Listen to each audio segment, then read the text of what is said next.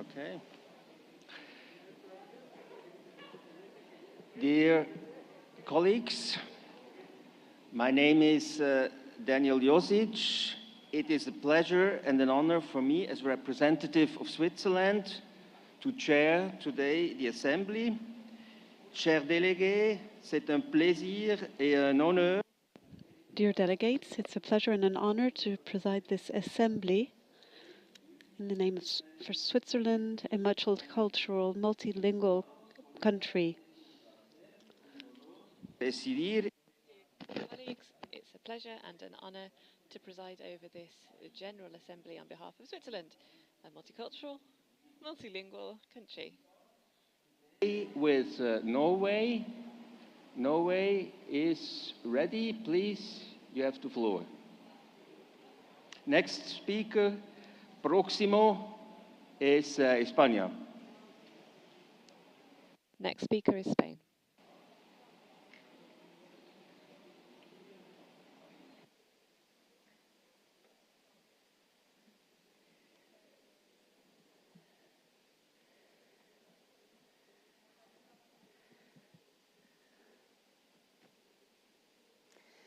Mr. President, dear parliamentary colleagues from all over the world, it is a great honor for me to meet you and have the opportunity to speak to this audience.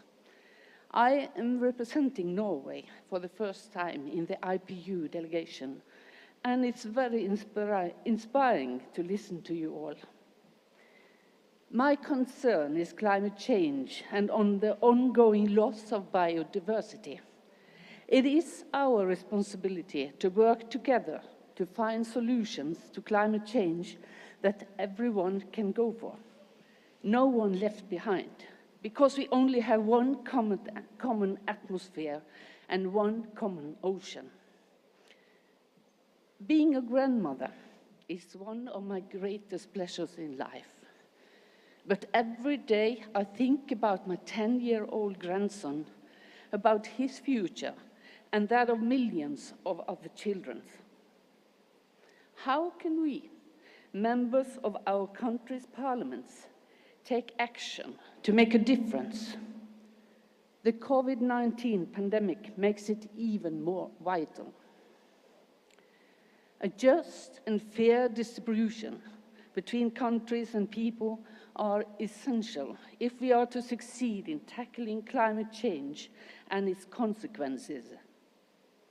The burden must be shared according to the ability to carry the load.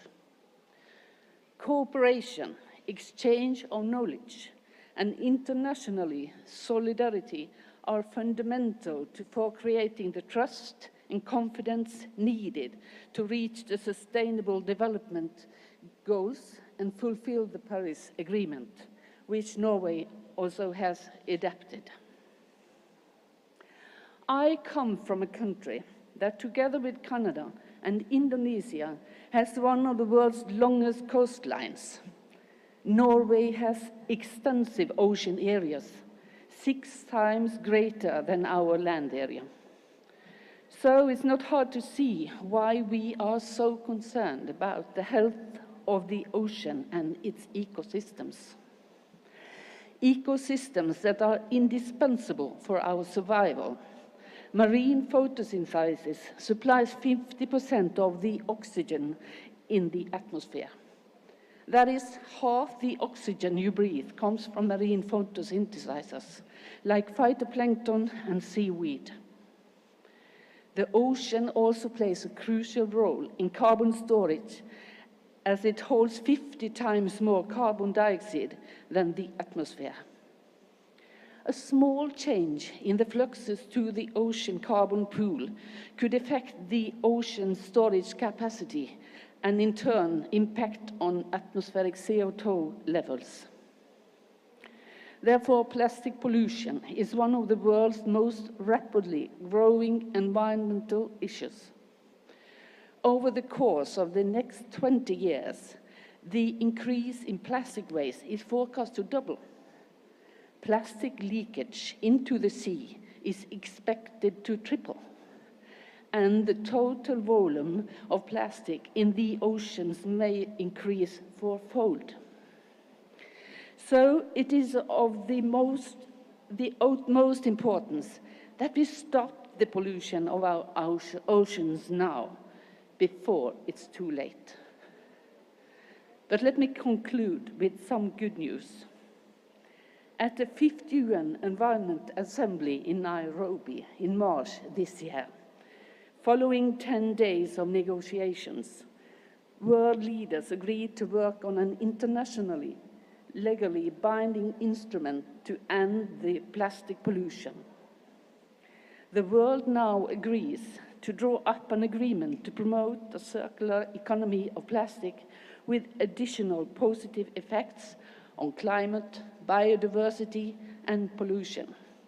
A circular economy for plastic will create opportunities for green jobs and sustainable business. Finally, I would like to thank our Indonesian hosts for the excellent cooperation between our two countries, serving on the high-level panel for sustainable ocean economy. Because the health of the ocean is fundamental to our survival on this blue planet. Thank you for your attention. Thank you, Norway. Próximo país es España.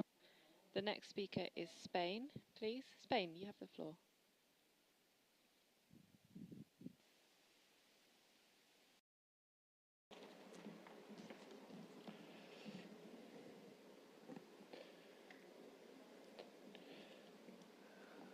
Thank you so much, querido presidente. Muchas Dear President, many thanks.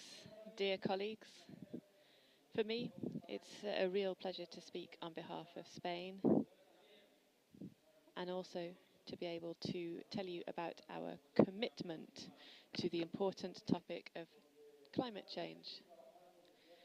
This is something that we've been working on for a long time already in our country. As you'll have seen at the last summit that we had in Madrid. But the work that we've been doing in Spain, in my country, has been consolidating a line of work that has also been going on within the European Union. Now, climate change for the EU is an important aspect, but we have to recognise that more than 60 countries in the world are also working on the issue of climate change.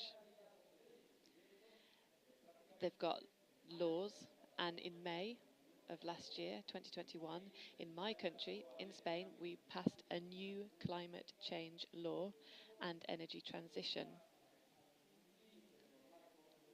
Because, of course, there are limits to legislative frameworks in different fields.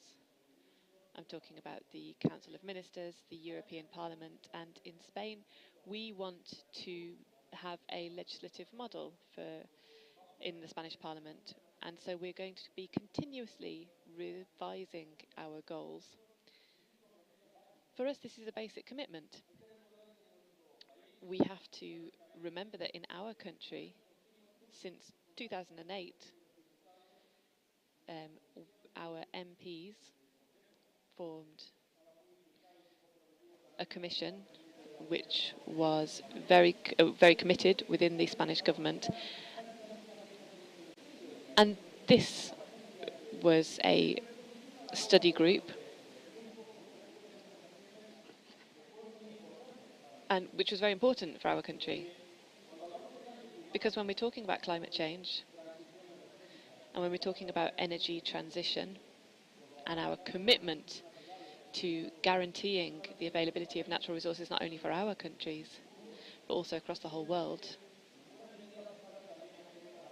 we need to do some teaching, really, awareness raising.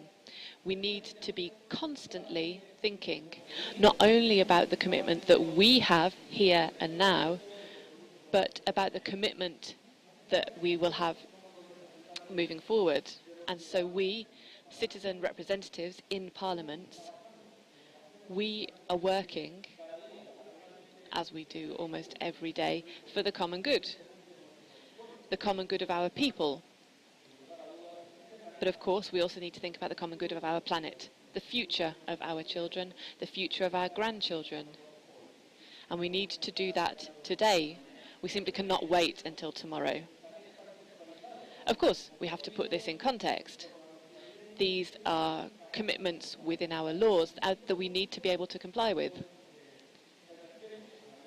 And those laws need to include a respect for the environment. Spain is a country at the south of Europe, which has a huge amount of natural resources. And we're trying to build on new energy models. We are a European country that has one of the most hours of sun. And so for us, we want to be able to use that. It's essential that we do use that. And that is an energy model where we're using natural resources and also different consumption models. And I think that we need to think about being autonomous when it comes to our consumption. And we need to think also about the current context. For many years now, we've heard people in my country saying that conflicts in the world over the next decades will have an impact on economic growth and consumption, on our energy space as well, and also on social and economic growth, and also, for example, on consumption and things as basic as water. Now, all of this work that we've been doing also within the United Nations needs to be a common goal. A vision that we simply cannot avoid. And so in my country, we're going to continue working in this direction. And we want to work to ensure that the citizen voice, through Parliament, through the Senate, through the different houses of Parliament that we have in Spain, are sort of working in harmony with the European Union, with the Paris Accords. This is a commitment, and in fact, a responsibility that we need to comply with across the world. Today, when we're suffering the horror of war, not understanding where the limits of human consciousness are, we need to raise our voices and to say that the work of politicians, the work of our parliaments, needs to go much beyond our own borders. We need to think globally, and we need to think with our hearts as well, because we need to think about the future, as I said previously, the future of our children and grandchildren. We need to think of them, and all of us need to work for that. Thank you very much. It's a pleasure to be working on these commitments with all of you. Thank you. Gracias, España. Next speaker, Portugal, por favor, and afterwards, Belarus.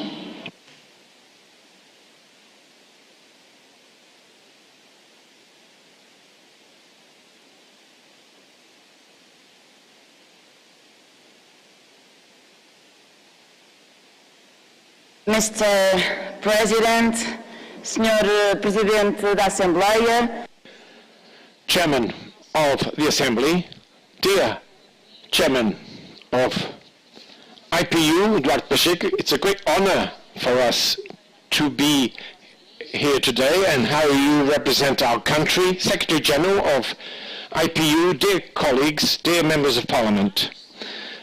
The alarm bells have been ringing for some time. It's a challenge of great difficulty for humankind. Human action has brought consequences in climate change, and the impact is already being felt, and we know that in the future this will have dramatic consequences. We live in an emergency state in terms of the climate, so we have to promote changes to adapt. We have to change behavior, social changes, economic changes in order to control and limit global warming.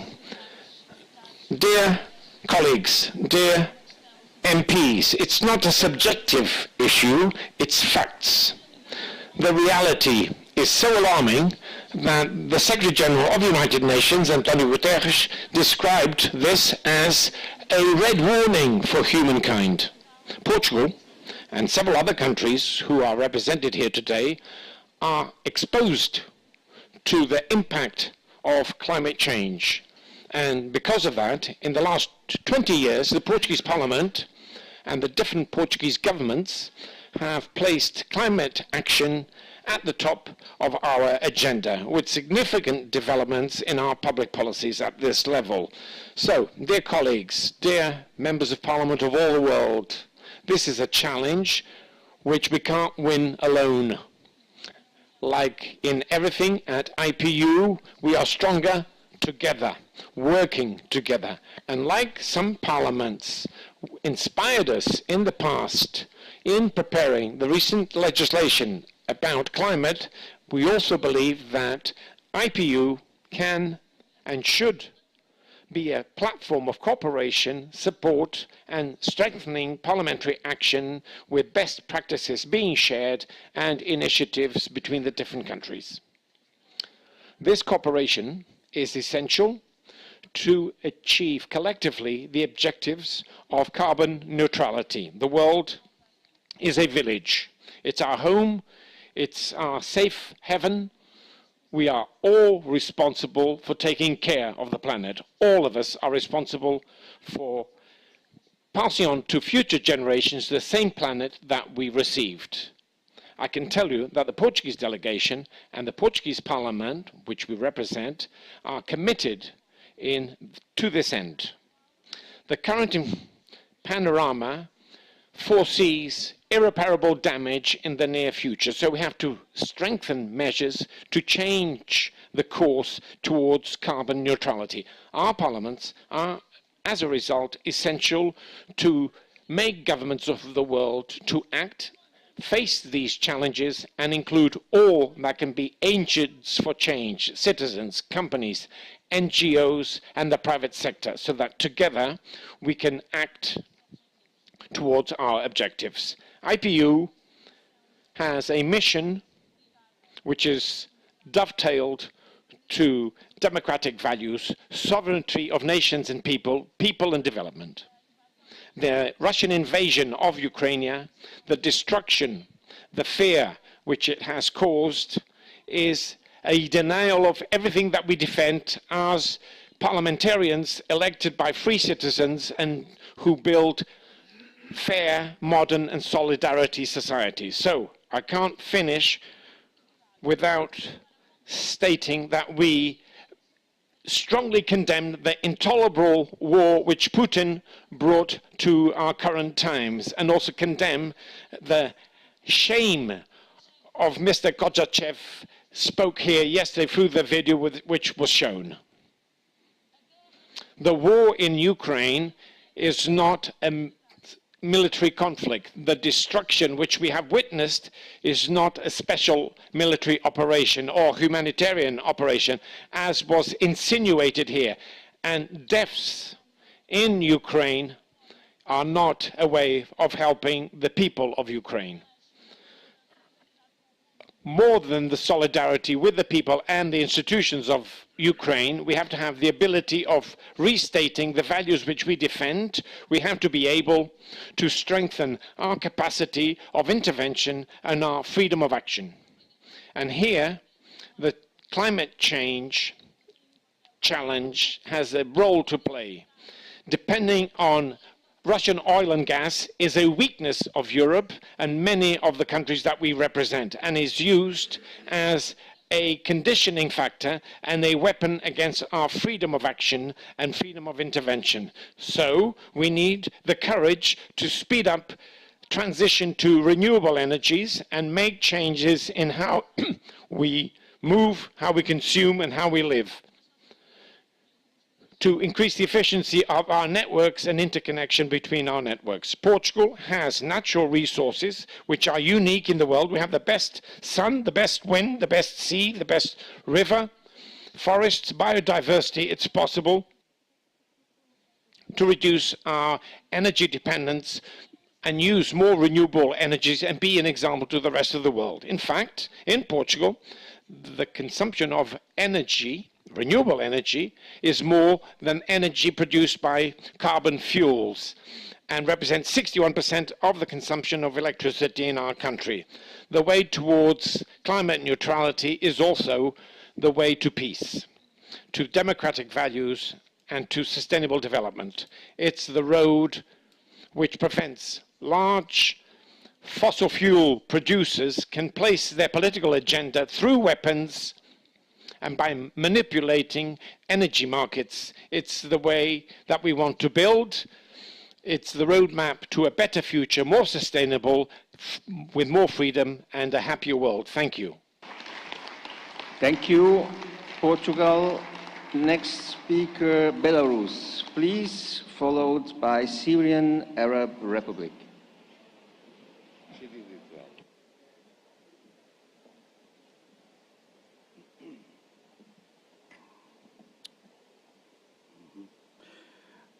Distinguished Mr. Chairman, distinguished delegates, at the outset, I would like to express deep gratitude to Indonesia for excellent organization of the IPU Assembly. As part of the issue under consideration at the Assembly, I would like to refer to the subject of the security crisis in the Eastern European region in the context of the situation in Ukraine. For us, it was a big surprise that one IPU member tried to introduce an emergency issue on Belarus with regard to Ukraine. I would like to underscore that Belarus does not participate in the military operation in Ukraine. We Belarusians, like nobody else, share the pain of suffering people, and we mourn because we learned the sense of solidarity with those who are in trouble. During the Second World War, Belarus lost 3 million people. 3 million people were killed. We consider it as genocide of the Belarusian people. That is why Belarus has always pursued and is pursuing a peaceful foreign policy. Our country is an active participant of international projects and a donor of security in the region. 8 years ago, with the direct participation of the President of Belarus, Alexander Lukashenko, work of the Normandy Contact Group, which is a format for conflict resolution in Ukraine, was organized. The longest meeting of the leaders of Germany, France, Russia, and Ukraine took place in the Palace of Independence in Minsk. In the negotiation, which lasted 17 hours, a set of measures was adopted to implement the Minsk agreements. Thanks to this, then it was possible to stop the bloodshed in the east of Ukraine. And now, the head of the Belarusian state personally initiated contacts between Ukraine and Russia to hold talks in Belarus and to resolve the situation after Russia had launched a special military operation in Ukraine. 3 rounds of negotiations took place in Gomel and in the Brest region. The Belarusian side provided all the conditions for conduct of negotiations, from security issues to transport logistics, and it was not really very easy to do. The organization of negotiations between Ukraine and Russia corresponds to the unifying and peaceful initiatives that the Republic of Belarus has been promoting lately. The President of Belarus put forward a proposal on the need to launch the Global Dialogue on Security Helsinki II. In order to promote this proposal, a number of high-level events were held in Minsk in 2018-2019 under the auspices of the UN and OSCE. The initiative is a possible way to ease geopolitical tensions and establish more constructive international relations. In the context of countering terrorism in cyberspace, the head of our state came up with an offer to form a belt of digital good neighborliness by signing agreements on international information security. At various high-level events, we have repeatedly called to respond to these proposals and take measures to build confidence in the political and military spheres to stop the escalation.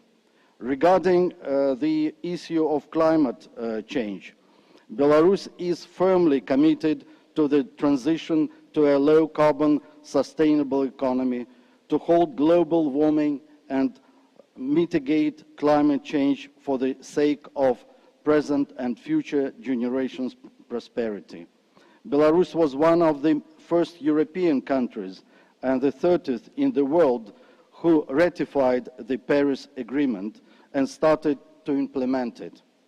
Belarus is committed to reduce greenhouse gas emissions by at least 35% by 2030, compared to 1990 within our own resources. To fulfill such obligations, a national action plan has been approved to implement the provisions of the Paris Agreement, which contains both legislative and practical measures. A solid legislative base has been formed on climate change issues at the national level. Thus, there are strategic planning documents in the field of environmental protection, the development of the geological industry, and the development of the mineral resources base, laws on atmospheric air protection, on renewable energy sources, on power management, and other legal acts have been adopted.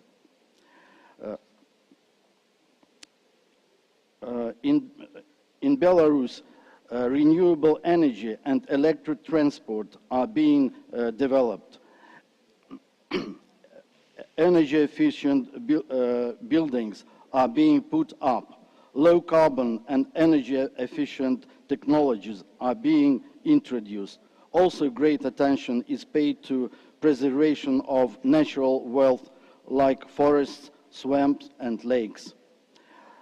Belarusian parliamentarians support strengthening cooperation with international and regional organizations, foreign countries, private and public sectors, scientific and educational institutions at all levels in all areas of climate change response, and are ready to share their best practices in this area.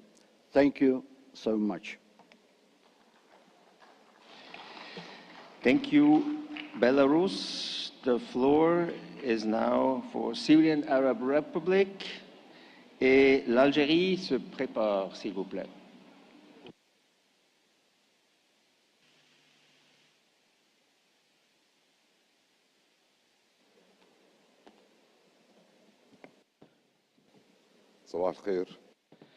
Good morning, everyone.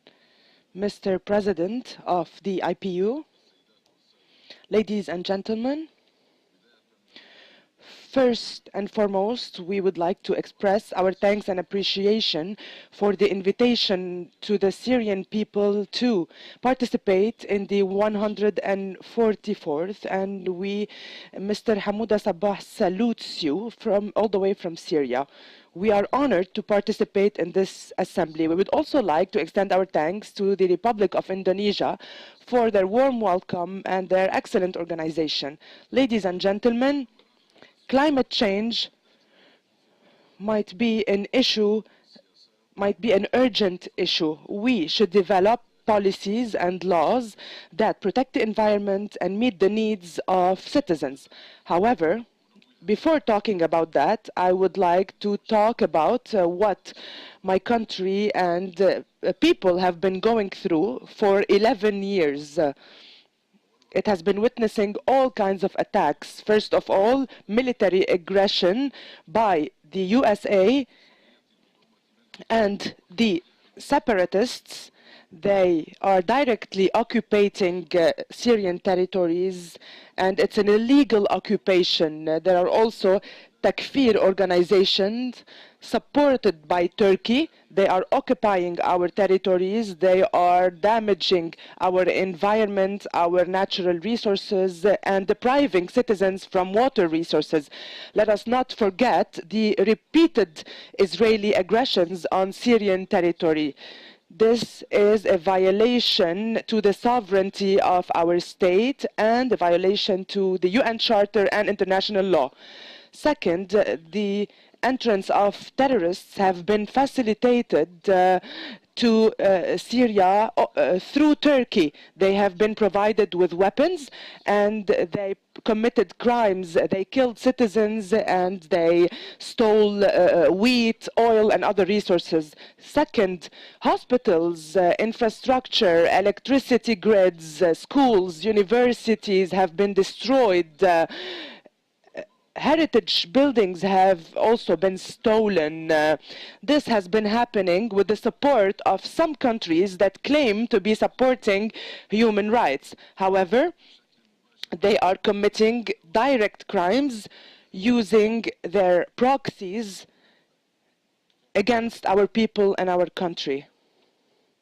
In addition to all this, some countries are also doing unilateral actions. They are also imposing an economic embargo, depriving the Syrian people from main resources, treatments, food and water, and all the needs of our citizens. Ladies and gentlemen, Syria is fighting terrorism that is coming at it from all around the world. Syria is being helped, of course, by some allies and friends that have been standing by us in our military and economic war. We also stand with our government and military in order to combat terrorism and put an end to all kinds of occupation. We look forward to a better future. We want to reconciliate with others. The solution should be a national solution without any foreign interference in order for us to remain independent and a sovereign state due to all the crises that we are going through. Including COVID-19 and the war. However, we always seek to rely on renewable energy sources, on solar energy, and we enact legislations that protect individuals and the environment. We also provide subsidized loans. Of course, the government is helping to provide these loans in order for us to use sustainable energy sources. Thank you so much. Assalamu alaikum. The floor is now to Algeria. Next speaker, Rwanda.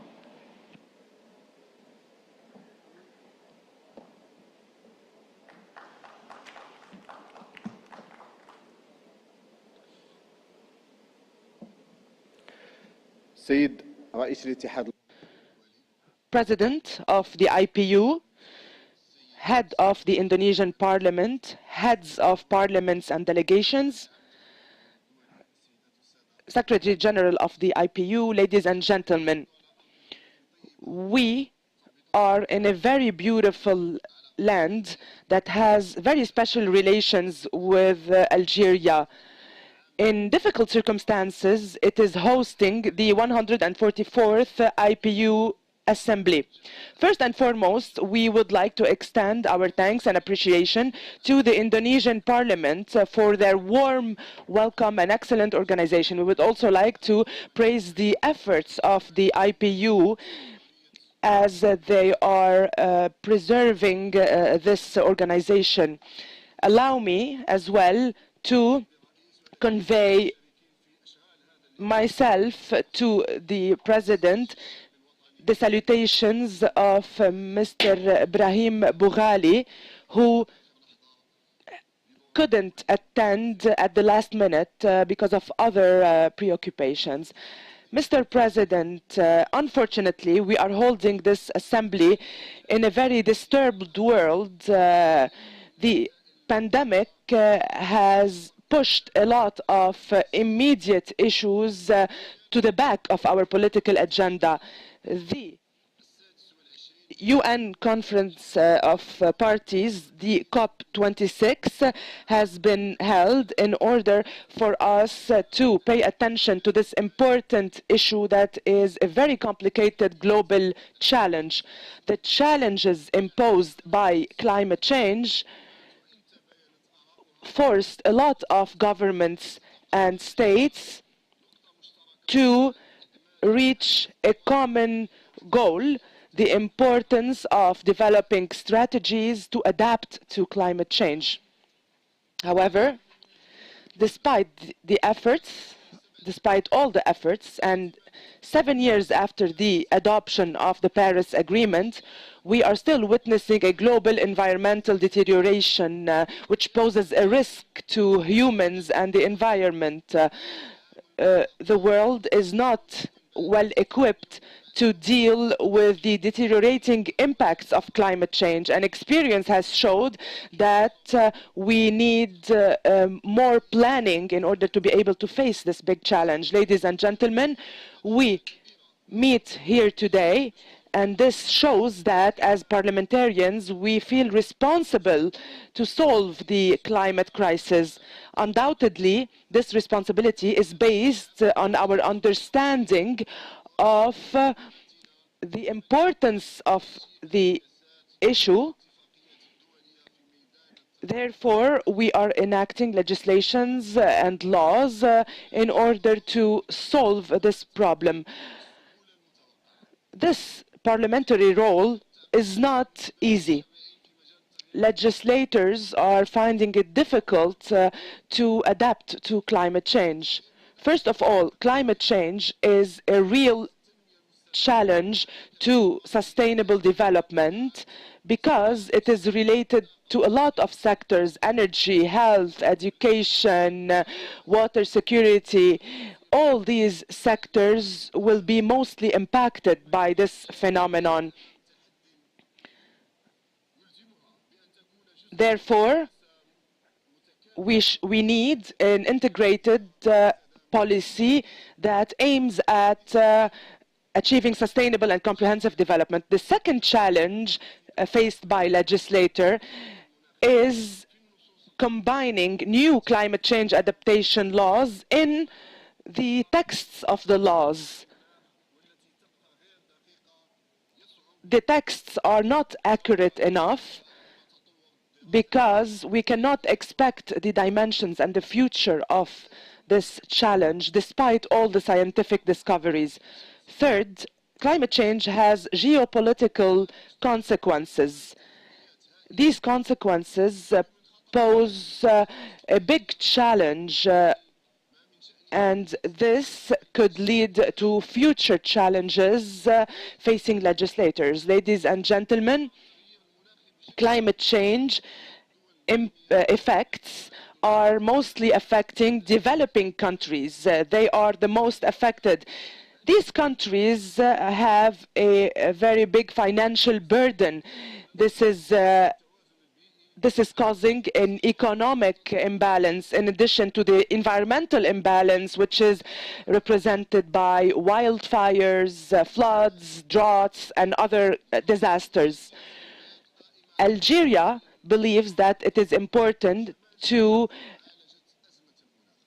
deal with the climate crisis in an equitable manner. My country exerted a lot of efforts in order to reduce the impact of climate change. We ratified the Paris Agreement, and then we ratified all the conventions and agreements related to the environment. And today, the President of the Republic, Mr. Abdelmajid Tebboune, has placed environment as a priority. He also prioritized sustainable development and the importance of preserving natural resources for future generations. In this regard, my country formed an energy transition ministry. It also formed a national committee that includes 18 ministerial sectors. Their mission is to identify the environmental crisis and an environment plan that includes 155 projects, 16 of which are related to reducing greenhouse gases, and 16 projects to improve climate governance. When it comes to the Paris Agreement, Algeria calls on the international community to exert all efforts to mitigate climate change. First of all, by acknowledging the special conditions in Africa. I need 30 seconds. Recognizing the difficult conditions in Africa and developing countries. This continent has been the mostly affected by climate change. Advanced states should have a pioneering role because they have a historic responsibility. They should take more ambitious steps and provide technological and financial support to their partners. Because countries have different capabilities and advanced countries should heed to the needs of developing countries. These were the main points that I wanted to talk about. I am aware that our realistic and honest discussion today will be a new start that would prioritize environmental actions within parliaments. Thank you. Rwanda, the floor is yours. Next speaker, Malaysia.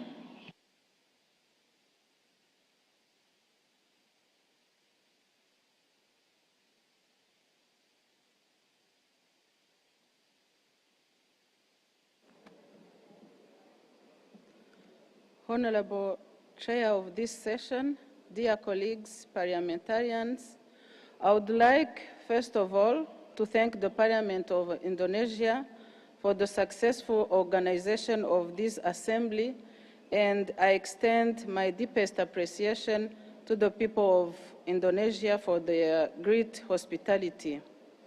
Let me use this opportunity to thank also the leadership of IPU for choosing getting to zero, mobilizing parliaments to act on climate change as the theme of this assembly. It is obvious that sustainable development and the welfare of the world population is only achievable if environment is protected and climate change is addressed appropriately. Excellencies, Rwanda is committed to be a country that has a clean and healthy environment with resilience to climate variability in order to support a high quality of life for the citizen. For this purpose, in 2003, the National Environment and Climate Change Policy was adopted and revised in 2019. Rwanda also took a strategic decision to opt for a green growth approach to sustainable development. Thus, a green growth and climate resilience strategy was adopted in 2011, currently under revision to align with the country's Vision 2050. On international level, United Nations Environment Assembly 5 currently adopted a resolution drafted by Rwanda and Peru to begin the process of creating an international legally binding agreement to end plastic pollution. Excellencies, the Parliament of Rwanda has raised its interest in ensuring that government puts in place and implements appropriate legislations and strategies to address climate change. Among pillars of the Rwanda's vision regarding green growth and climate resilience, institutional arrangement and law establishment are key. The Parliament ensured the enacting of different laws on environment, climate change, as well as the ratification of international treaties on environment and climate change, including the Paris Agreement. Among the adopted laws are the law governing the preservation of air quality and the prevention of air pollution in Rwanda, law relating to the prohibition of manufacturing, importation, use, and sale of plastic carry bags and single-use plastic items, to name just a few. Using its oversight role, the Parliament of Rwanda conducts activities to assess the government on the implementation of the National Environment and Climate Change Policy and acts for its effectiveness. In addition, a robust institutional framework was put in place to address all matters related to environment and climate change. A national fund for environment, a green fund, was established to ensure financing of projects providing solutions to environmental and climate change problems. Rwanda is one of the pioneer countries for the Task Force on Access to Climate Finance. With current challenges related to COVID-19 pandemic, it is evident that we are urged to stick to principles of green growth and sustainable use of resources in the country's development agenda, and the role of parliaments is crucial. I'm convinced that Parliament's efforts to support government to combat climate change will generate considerable results towards building prosperity on a safe planet for resilient people.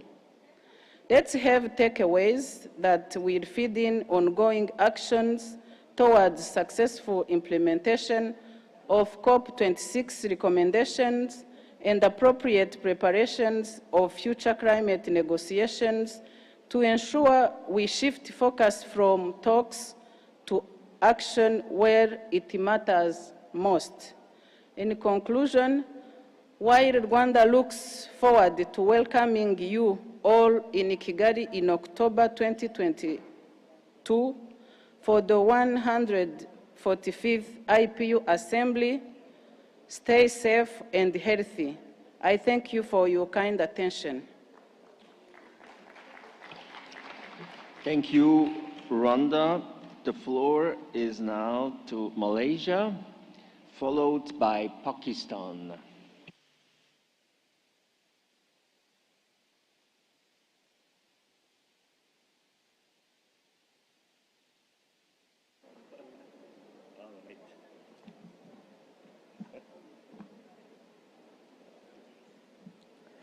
Bismillahirrahmanirrahim. Assalamualaikum warahmatullahi wabarakatuh.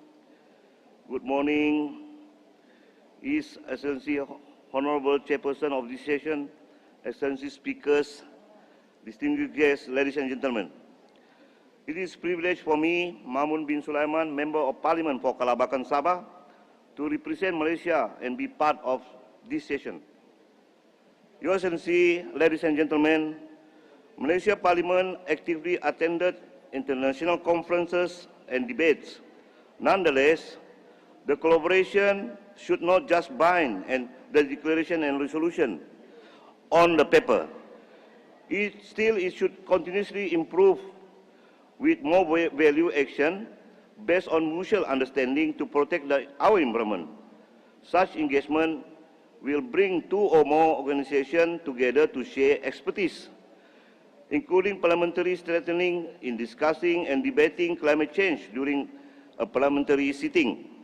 Furthermore, we need to engage in productive discussion, share legislative experience, and work towards constructive approaches to achieving mutual consensus in reducing greenhouse gas emission among neighboring countries. The parliamentary oversight function is vital to ensure democracy.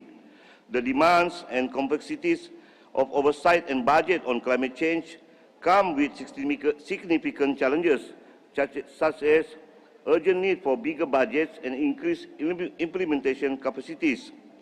On 17 October 2019, Malaysia Parliament has initiated all-party parliamentary group, or APPGM, to undertake an active role in localizing sustainable development goals at the parliamentary constituency level. Currently, 30 members of parliament have already joined APPGM to localize further and encourage their constitution sustainable development goal effort. Your Excellency, ladies and gentlemen, during the COVID-19 pandemic, the Malaysian government has executed strict lockdown measures. As a result, CO2 emission for the world and Malaysia decreased significantly by 4.02% and 9.7% in 2020. Working from home also have an immediate impact on reducing emission and saving energy. Apart from that, the government actively pursues My Digital, a national initiative that symbolizes the government aspiration to transform Malaysia into a digitally driven and high-income nation.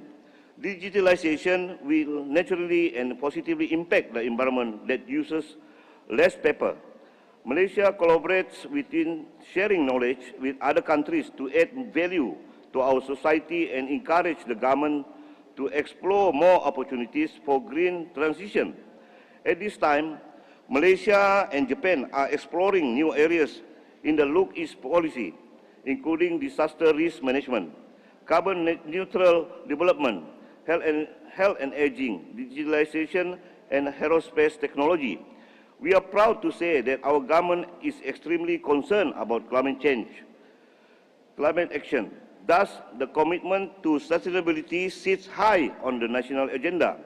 The 12th Malaysia Plan has included environment, advancing green growth for sustainability and resilience, enhancing energy sustainability, and transforming the water sector.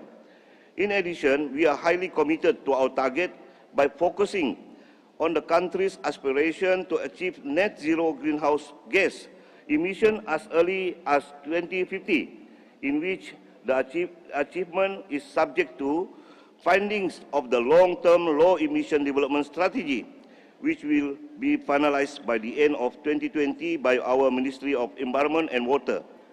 The low-emission pathway approach is one of the country's strategies to reduce greenhouse gas emission in the long run. Strategic planning and action plan to attain the low-emission pathway require commitment, involvement and cooperation from the ministry and government agency responsible for the key sectors of the country's greenhouse gas emission. Furthermore, we can encourage our society to adhere to the action plan and make it possible. Your Excellency, ladies and gentlemen, in order to support greener practice and operations, the Malaysian Parliament has developed online documentation system to reduce paper printing and paper consumption.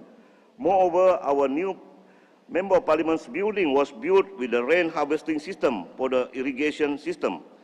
The building also utilized solar panels to produce not more than 60 kilowatt for power supply to supply about 3,000 LED bulbs with 20 watts each. Your Excellency, ladies and gentlemen, 6th assessment report of Intergovernmental Panel on Climate Change, or IPCC, has stated that ASEAN countries could experience an increase of drought condition from 5 to 20% by the end of this century. If the world warms more than 40 degrees Celsius by 2100, this will cause negative consequences such as reduced food production, higher food price, climatically stressful conditions for outdoor workers. As a member of Parliament, we are aware that the people most at risk at climate change are the poor people, who depend on natural resources for their livelihood. It is essential to pay attention to the vulnerable people of our constituency by providing and assisting their needs. We have the capacity to point our environmental impacts and related issues in the Parliament and scrutinize the government action plan towards adaptation and mitigation measures on climate change and their rights. In December 2020, the APPGM on Sustainable Development Goals has completed a pilot project of localizing SDGs in 10 parliamentary constituencies in 7 states in Malaysia, with a theme of leaving no one behind. On 14 September 2020, the effort to localize SDG continued to your time is over. In selected 30 parliamentary constituencies across Malaysia. Therefore, the most at-risk members of the population, including women, youth, and other represented groups in society, are addressed as part of the climate action. To conclude, the Member of Parliament needs to encourage the vulnerable people in the constituency to come forward and assist them by providing free consultation and support mechanism. At the same time, the private sector and NGOs also need to support the implementation of the low-emission pathway to achieve the set targets in line with the whole nation approach in addressing climate change issue. Thank you very much, Mr. Chair. Thank you, Malaysia. Pakistan, the floor is yours, followed by New Zealand.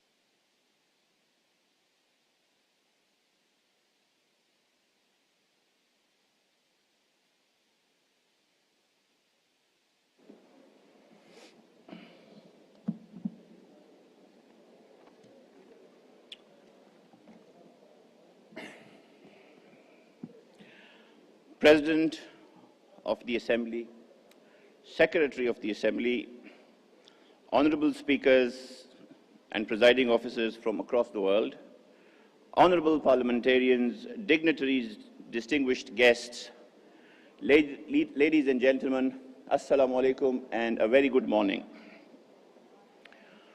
On behalf of the Parliament and people of Pakistan, I'd like to express utmost gratitude to Honorable Ms. Puan Maharani, Speaker of the People's Representative Council, Indonesia, and the people of Indonesia for a very warm welcome and hospitality and for organizing such a lovely event.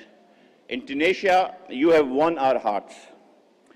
I would also like to thank Excellency Mr. Duarte Pacheco, the President, and Mr. Martin, Secretary General of Interparliamentary Union, for convening the Assembly. On climate change, as they say, we are a day late and a dollar short. Climate change is the most significant challenge to achieving sustainable development, and it threatens to drag millions of people into abject poverty.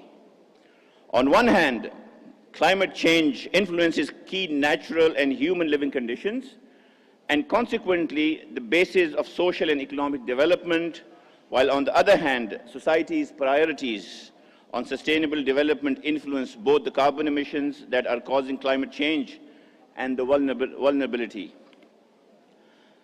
Climate change policies can be more effective when they consist of broader strategies designed to make national and regional development paths more sustainable. We have to act globally, and we have to develop partnerships and take it as a collective responsibility. A certain nation, no matter how large, how resourceful, on its own cannot achieve the goals that we need to achieve, and very rapidly when it comes to climate change. Here, the role of special interest groups, advocacy groups, or pressure groups, and any association of individuals or organizations that, on the basis of one or more shared concerns, attempts to influence public policy in its favor. As such, interest groups share a desire to effective government policy to benefit themselves. Therefore, there is need for constructive public debates, such as this one, and prior discussions and consultations with parliamentarians on policies and lack of implementation, and international agreements, negotiations, and country positioning on various topical issues. Ladies and gentlemen, Pakistan has been ranked as the 5th most vulnerable country to climate change during the past 20 years. According to the Global Climate Risk Index, Pakistan lost 9,989 lives, suffered economic losses worth $3.8 billion, and witnessed 152 extreme weather events from 1999 to 2018, which indicates an increase in climate-related vulnerabilities. Government of Pakistan, as a party to the Paris Agreement of the United Nations Framework Convention on Climate Change, has performed its role to support the global efforts in combating climate change. Dear honorable friends, the Prime Minister of Pakistan has recently approved the National Climate Change Policy 2021 and the National Wildlife Policy 2021 to better deal with environmental issues. The Prime Minister also directed establishment of a think tank to coordinate efforts between various ministries and to devise out-of-the-box solutions for climate change mitigation. It is pertinent to note that the vision behind climate change strategies is to consult various organized groups to devise a sustainable policy. Excellencies, during COP26, Pakistan was elected as a member of the 6 non-Annex 1 members Bureau, Standing Committee on Finance, Adaptation Fund Board, and Consultative Group of Experts, Paris Agreement Compliance Committee, Warsaw International Mechanism on Loss Damage Adaptation Committee, and Technology Executive Committee. Pakistan will be chairing the G77 plus China group and the Asia Pacific group next year. Government of Pakistan takes ownership and pride in submitting an updated and well appreciated nationally determined contributions, which is inclusive and represents national consensus to accelerating the transition towards a climate resilient economy. The current submission showcases GOP's Government of Pakistan's progress in climate action that ranges from policy and programs on nature-based solutions to technology-based interventions.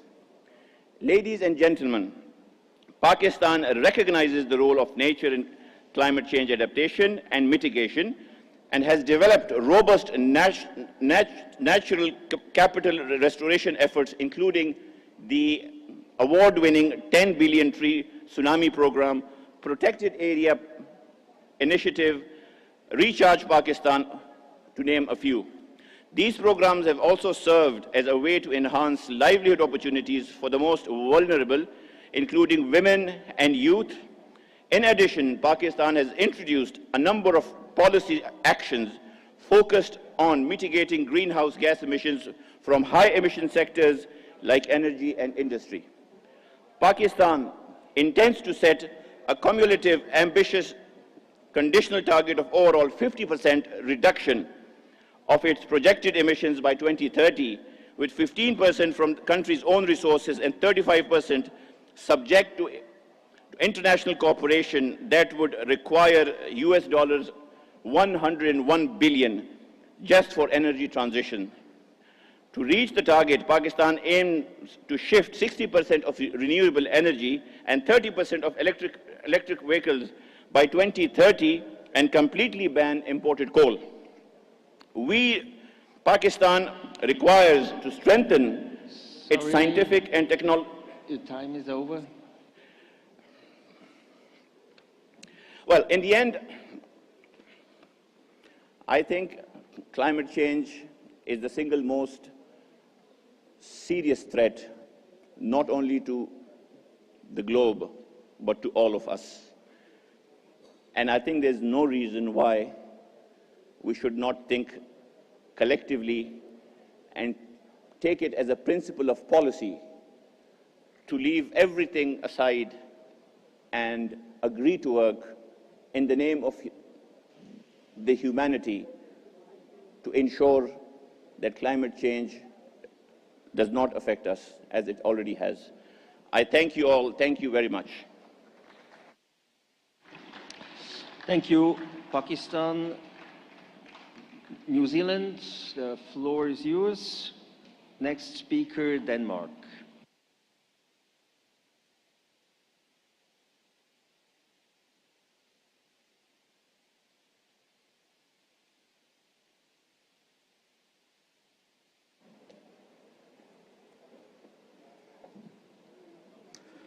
Mr. President, dear friends, to our hosts, the Republic of Indonesia, greetings from Aotearoa, New Zealand.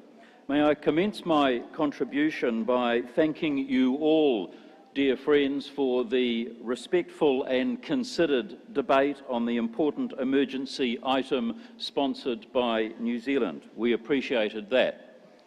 Dear friends, New Zealand is a small nation that takes its climate responsibilities seriously, as we do the commitments we made at Paris. In 2019, our Parliament passed zero carbon legislation without dissent in our Parliament. That was very significant. And I am addressing you today as an opposition member of our Parliament, but happy to do so in the spirit of bipartisanship and climate action. For us in New Zealand, a bipartisan approach to climate action and the pathway to net zero by 2050 is important. It's important because it sends a message to citizens, communities, businesses, and the world that no matter the outcome of elections in New Zealand, the direction of our climate policy is set. Certainty is important so that long-term decision-making can be done with confidence, so that businesses, individuals and others will have the confidence to invest effort, energy and capital into meaningful emission reduction initiatives and adaptation programs. And they can do so safe in the knowledge that the policy direction will not change even if governments do. Our legislation set up an independent climate commission.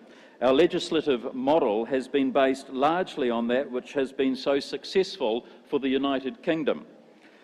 The Climate Commission's role is to advise the government of the day on reduction budgets, emission reduction policies and adaptation programs. But although the direction of travel in New Zealand is set, we still, as politicians and participants in our democracy, have a right and an obligation to discuss, debate and critique the specifics of the various options the government of the day is proposing. We reserve the right to debate detail, as is right and proper in a functioning democracy. Our Climate Commission delivered its final advice report to our Climate Minister last year, and the main recommendations were that we needed to quicken the pace of reduction action, and they said New Zealand will not meet our targets without strong, decisive action to drive new technology and behavioural change. They also advised that our focus for decarbonising our economy must be on emissions reductions at source rather than merely relying on forest sequestration. And they've told our government that an emissions trading scheme alone will not be sufficient. Under our legislation, government must prepare an economy-wide emission reductions plan, and the first such plan will be released in May of this year. New Zealand is relatively fortunate to already have high levels of renewable electricity generation. It's currently in the high 80% and sometimes gets into the low 90% levels of renewable electricity. But our government plans to increase renewable generation even further, and we will need that as we move our economy from one that is fuelled by molecules to one that is now going to be fuelled by electrons. Our mission, however, will not be without significant challenge. New Zealand produces food and primary products exported to a hungry world. Our agricultural emissions, particularly biogenic methane, will need reducing. But we must do so without merely reducing production from our already very environmentally friendly and low-emission farmers. The answer, dear friends, lies in science, new technology, improved practices, and a relentless desire to improve. Because if a little nation at the bottom of the South Pacific can solve the issues relating to biogenic methane, then we will not only be doing New Zealand a great favour, but we will be able to transform that information and technological change to a world also seeking answers for the globe. There is no sense, delegates, in contributing to global emissions by way of carbon leakage from nations such as New Zealand if that production is just going to be occurring elsewhere on the globe in a less efficient way. Transport is another area for immediate focus. With our relatively clean electricity grid, we need to be doing more with electric vehicles. But right now, the price and range of vehicles available is limiting uptake. We know, however, that that will change in years to come. But as I said at the start, we are a small nation, and for the future of the world and generations to come, it's not just small nations like ours that must rise to the challenge that climate change confronts the world. And so, dear friends, in closing, I urge you, on behalf of nations such as ours, to do your utmost for the world and for future generations. Dear friends, thank you for your time and generosity. Thank you to New Zealand, Denmark. The floor is yours. Next speaker, Equatorial Guinea.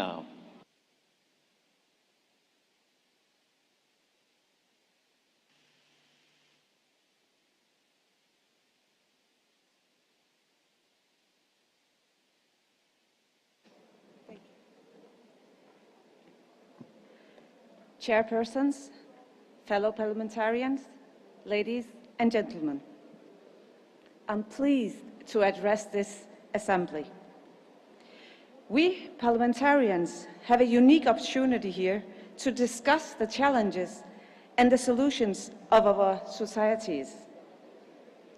The topic for this debate is truly a global challenge, and international solutions are required.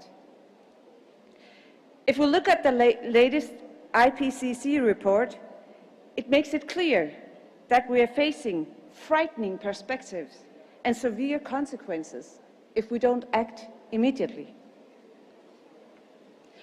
I'm representing the Liberal Party, the largest party of the opposition in Denmark. Yet our IPU delegation from Denmark is representing none less than 4 different political parties. It's healthy for the democratic conversation when all perspectives are considered. We can make things happen when we are listening to each other and agree on common solutions.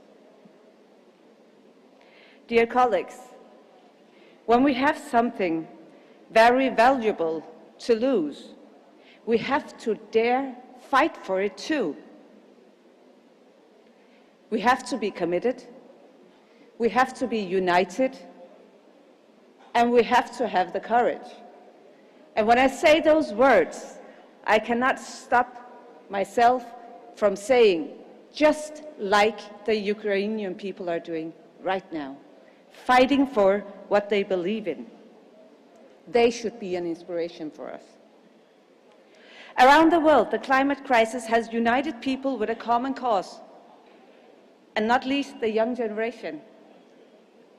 In my home country, minority government is typical form for government. The government cannot enact legislation without cooperation with other parties. Cooperation across the political spectrum is necessary when we need to find common, long-lasting solutions. The important agreement on green transition and our ambitious climate goals will remain in place even if or when the governmental power shifts. Nevertheless, the national goals and agreements are not enough on paper if we don't act on them. Dear colleagues, dear parliamentarian, we need to stand united. Because climate change and pollutant emissions does not respect borders. Therefore, moving the polluters out of our respective countries is not the answer to getting to zero and ensuring the climate action the planet so desperately needs from us right now. We have the possibility to create green transition without renouncing our quality of life. We need to create green, sustainable solutions. We need targets for reducing emissions and setting clear demands to our companies. And let me here be honest. Taking the next step in innovation will not be easy, but I'm confident. I know we can do it if we want.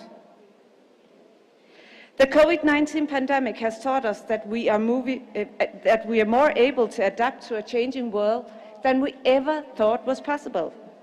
Certainly our working life were changed and our social life were so restricted. The pandemic was tough and the sacrifice was tremendous to too many people. But did we learn from it?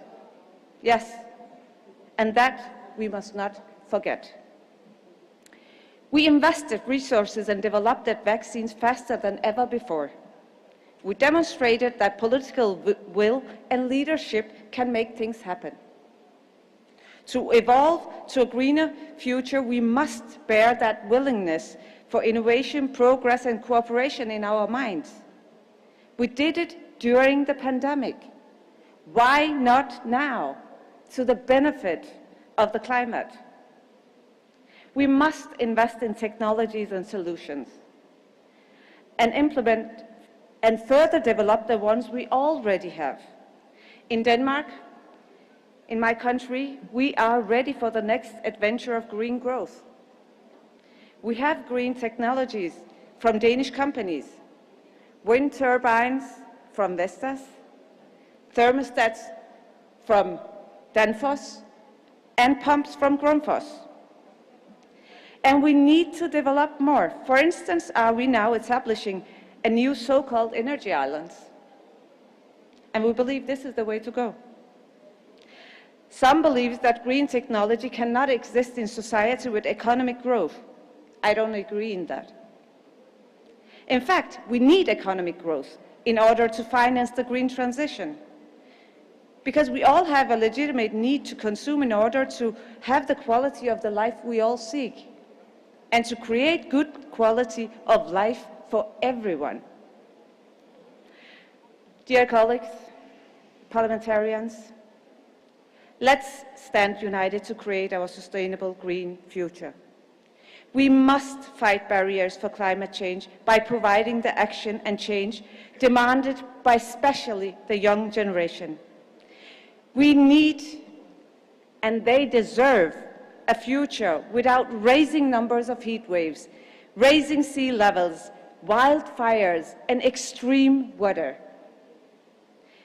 We need to, and they deserve, a future with clean energy, clean air, clean oceans, and green growth. We have a common responsibility here for the planet and for the future generations. Now, dear colleagues, now is time for action. Thank you all for listening. Thank you, Denmark. Equatorial Guinea, the floor is yours, followed by Japan.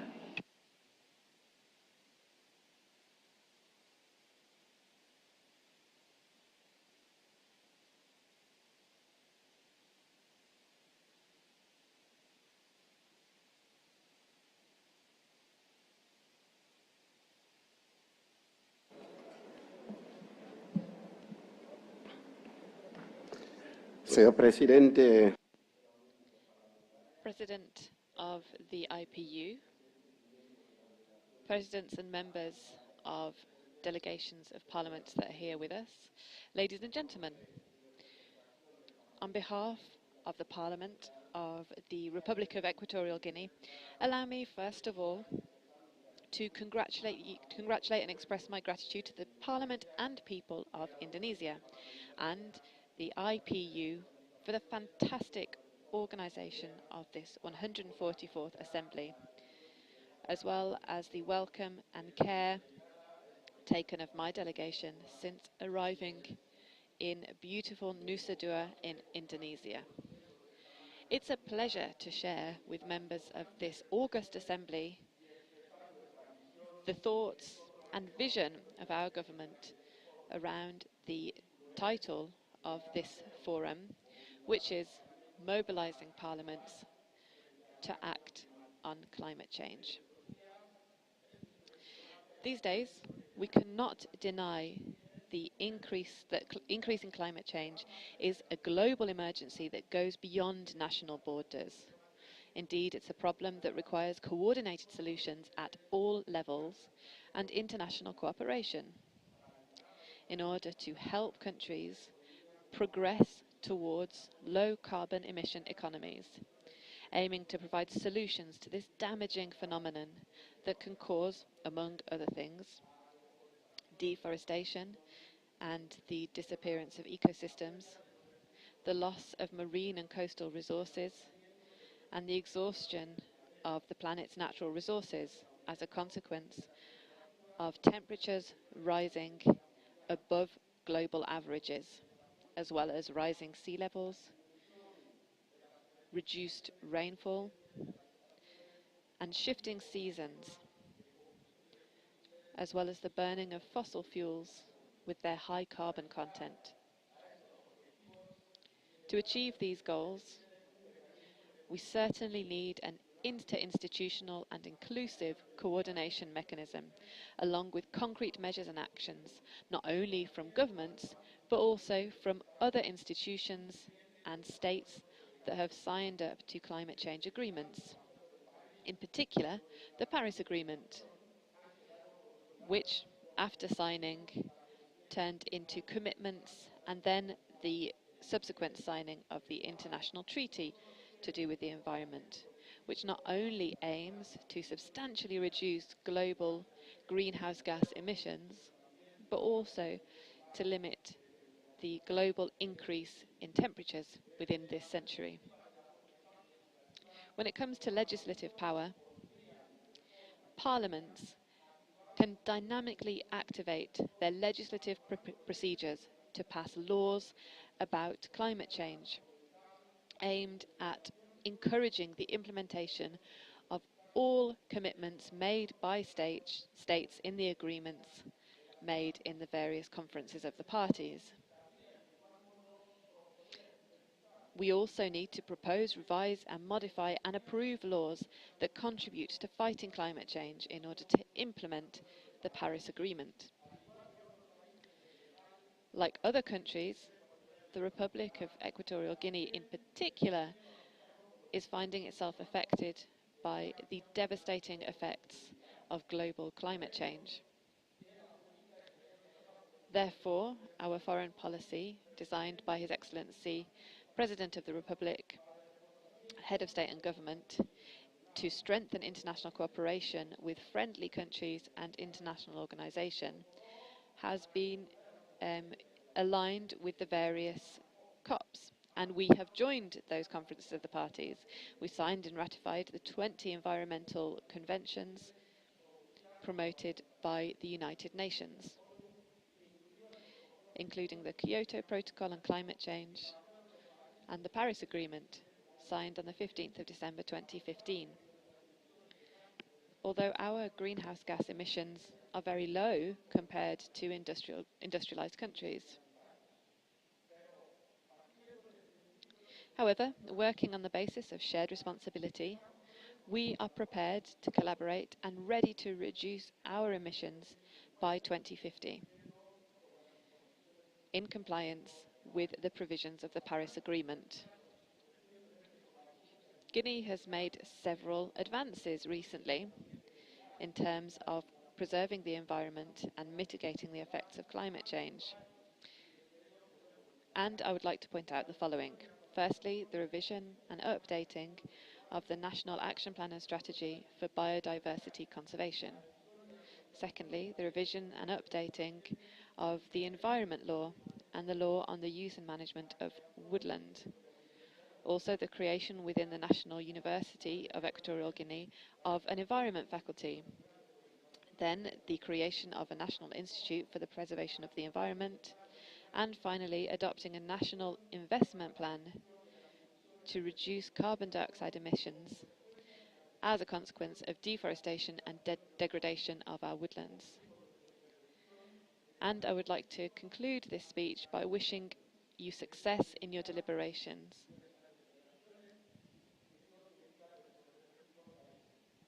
Thank you very much.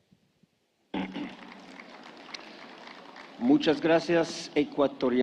Thank you very much, Equatorial Guinea.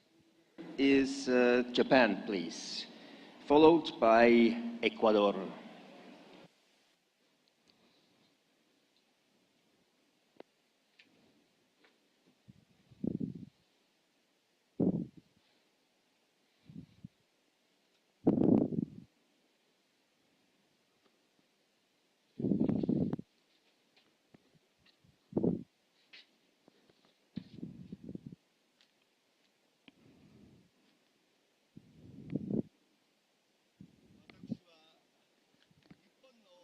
I am the head of the Japanese delegation.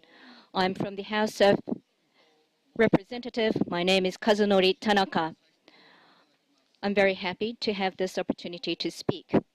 Ladies and gentlemen, the problem of climate change is an issue which humanity cannot turn away from.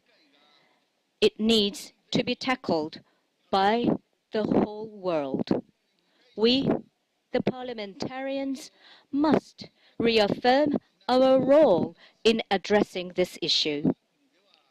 In Japan, the former Prime Minister Suga declared in October 2020 that Japan will aim to achieve net zero greenhouse gas emission by 2050 and become carbon neutral.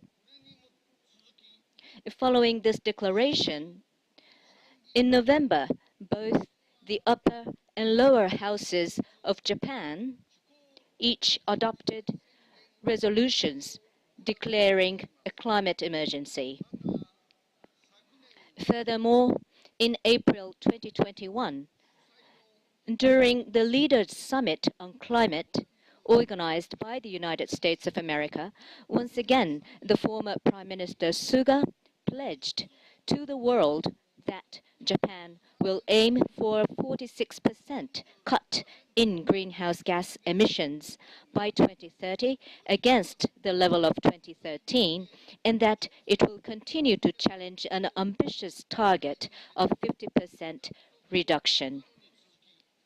This was then followed by Prime Minister Kishida's announcement at the COP26 on a fresh overseas climate financing to promote measures against climate change by the whole world. As parliamentarians, we will support the position of the government and actions by the entire society to address the issue of climate so as to contribute to the future of humanity. Meanwhile, just like the issue of climate change, another concern which mankind should not turn away from is Russian aggression against Ukraine. In Japan, this month, both the upper and lower houses again each adopted resolution condemning Russia's invasion of Ukraine.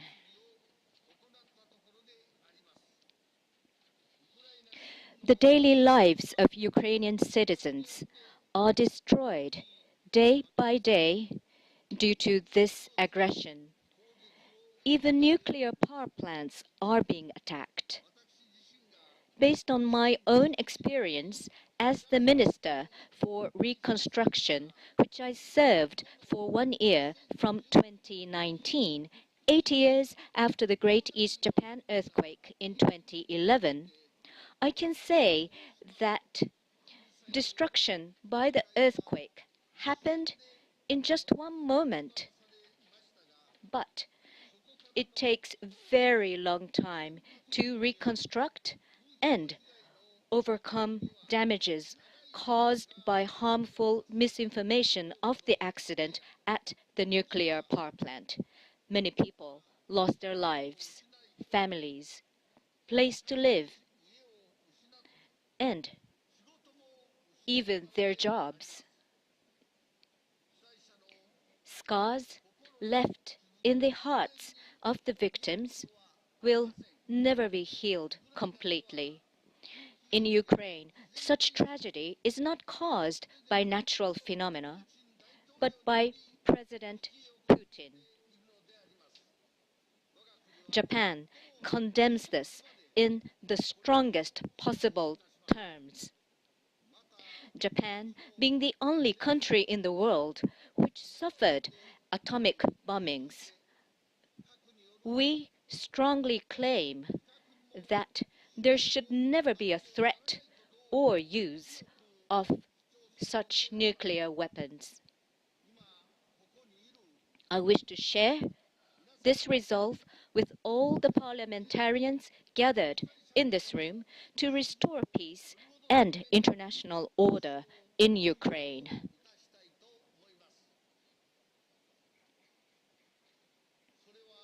That is the fundamental bedrock of activities that we're now engaged here in IPU. I will conclude with this affirmation. Thank you very much for your kind attention. Thank you, Japan. Next speaker, Ecuador, followed by Mozambique.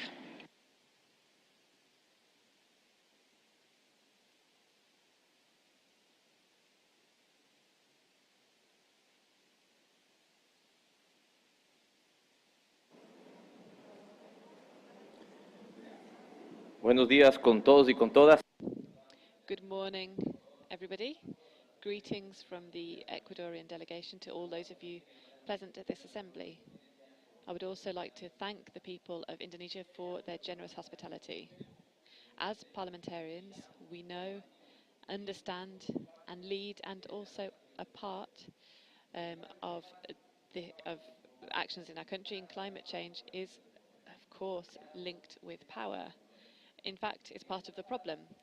In this room, we have countries who contribute very little to the causes of climate change. And there are also countries that contribute a bit more to the causes of climate change and the environment destruction, but are suffering from it. It's hard to understand how countries that pollute so little are almost those who suffer the most. And those who tend to have the highest levels of well-being are the ones that pollute the most. And this is because we continue to link development with unlimited consumption and this paradox of high income based on destruction of the environment. And so we need to replace the concept of development with well-being and guaranteeing the right to nature. Of course, this is difficult, but the more progress that climate change makes, the more we see that this is the right thing to do.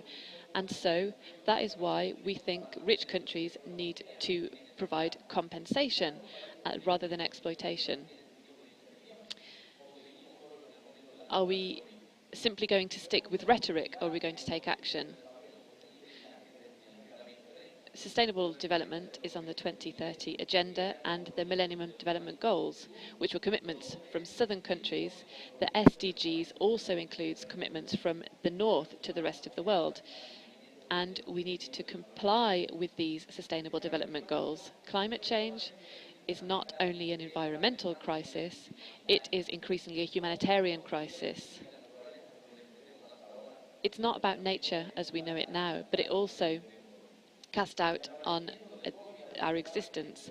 COVID has created debate. First of all, it's shown us the worst of the current world. An example of this is the current military conflict between Russia and Ukraine. This is a conflict which not only causes death, devastation, and great waves of refugees, but also a political game of chess for the use and exploitation of natural resources. Therefore, this conflict means we need to call for immediate peace. Ecuador has made progress in terms of mitigating climate change, such as going for a circular economy, where we have protected reserves and protected areas. This is just an example, but we believe that the most ambitious thing is in the 2030 agenda in terms of looking at how we produce, consume, and restrict wealth.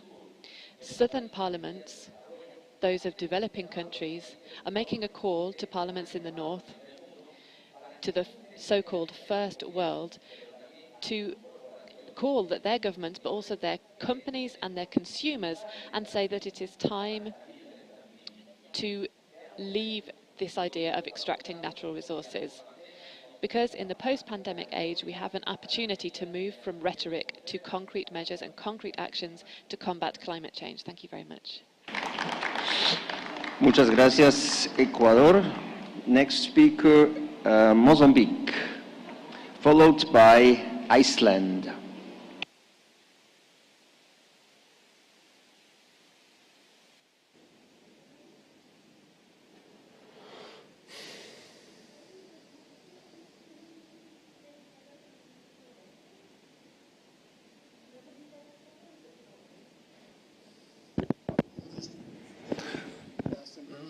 Chair,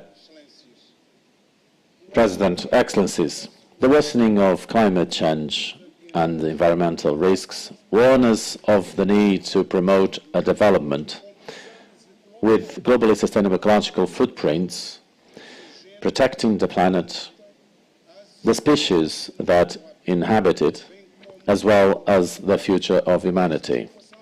This situation requires urgent, energetic, coordinated and solidarity-based action from the international community with focus on support to the developing countries aimed at mitigating the effects of climate change and promoting the transition to increasingly sustainable energy, industrial, economic and social models. Excellencies, climate change is therefore closely linked to a development that bridges its social, economic, and environmental dimensions as consistently as possible.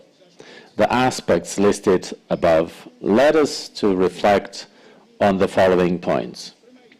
First, have environmental and/or climate policies taken into account the challenges of development and the green strategies that consider their impacts on a global scale, especially on the legitimate aspirations of the poorest to a dignified life in more than urgent pursuit of an agreed action in the concert of nations? Number two, are the developing countries the real victims being properly supported in this endeavor? Excellencies, climate change is the greatest environmental threat of the 21st century. As such, it is not only an environmental problem, but a global development and humanitarian emergency, particularly affecting the poorest.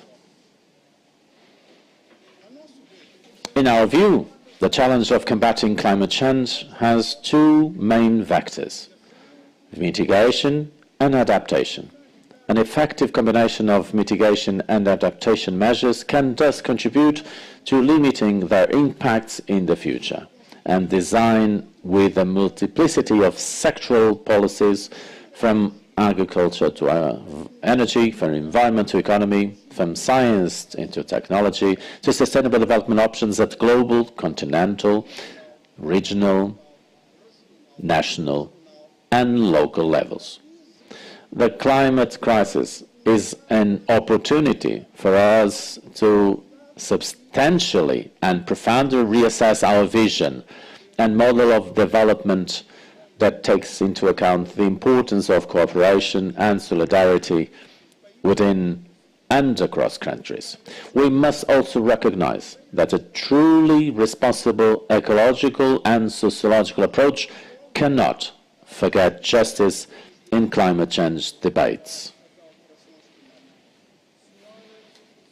Ladies and gentlemen, development for the common good is much more than greening our current mode of development to reduce its damage to the environment. Addressing the climate change is bound to have costs and cause disruptions. These costs must be borne fairly among nations, communities, and individuals, and the disruptions mitigated and compensated in the best possible way. Pope Francis, in Laudato Si 205, reminds us that human beings capable of touching the bottom of degradation can also overcome themselves, choosing again the good and regenerating themselves beyond any psychological and social conditioning. End of quote. I extend an urgent invitation for a renewed dialogue on how we build the future of the planet. We need a debate that unites us all, because the environmental challenge we are experiencing and its human roots concern and impact on all of us. Excellencies, climate change and its harmful impacts are a fact, a hard reality. Mozambique is also suffering the consequences of these climate changes. For example, in the first few months of this year, the country was hit by two cyclones, Ana and Gombe, whose direct impact is expressed by the significant loss of human lives, personal property and livelihoods, destruction of essential infrastructure such as roads, bridges, water supply systems, schools, hospitals and housing. The cyclical droughts registered in some regions of our country are another clear sign of these changes. Excellencies, I strongly appeal to the parliamentarians participating in this IPU session under the theme Getting to Zero, mobilizing parliaments to act on climate change, to redouble our supervision to the education sector, since it is the only truly non-extinguishable resource that guarantees a sustainable environment and development. Only knowledge, accompanied by an ethical sense of our relationship with the environment, can help to guide our efforts both now and for future generations. Excellencies, in Vienna and Madrid in 2021 and in New York last February, we shared with you about Mozambique's candidacy for non-permanent membership of the UN Security Council. On those occasions, we outlined the rationale for our decision and thanked the countries around the world that have already expressed support for the Mozambique case. Today, we simply remind that our position remains unchanged, and we are counting on you next June. Mozambique's victory will also be yours, and the United Nations Security Council will certainly gain from Mozambique's experience in conflict management, which has always invested in open and permanent dialogue as the main weapon for reaching consensus for peace and harmony in the country, the region, the continent, and the world. Well, thank you, Chair. Thank you for your understanding, and thank you to you all for listening in my intervention. Thank you very much. Thank you, Mozambique. The floor is now to Iceland. Next speaker, Niger.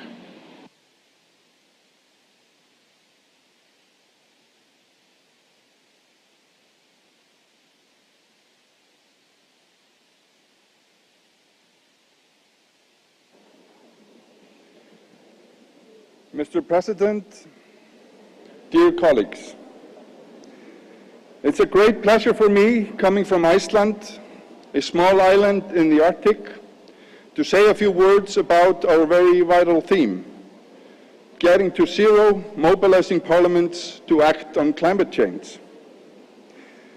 The temperatures in the Arctic continue to rise at 3 times the global annual average, driving many of the changes underway in the Arctic. Most prominently, snow and ice are melting at an increasing rate. This impacts both the local ecosystem as well as the global climate system. It contributes to rising sea levels and is likely to provoke extreme temperatures events beyond the Arctic. The effects of a shifting Arctic climate are felt across the high latitudes and beyond, with global environmental, economic, and social implications. It is therefore clear that climate change is one of the most critical challenges of our times.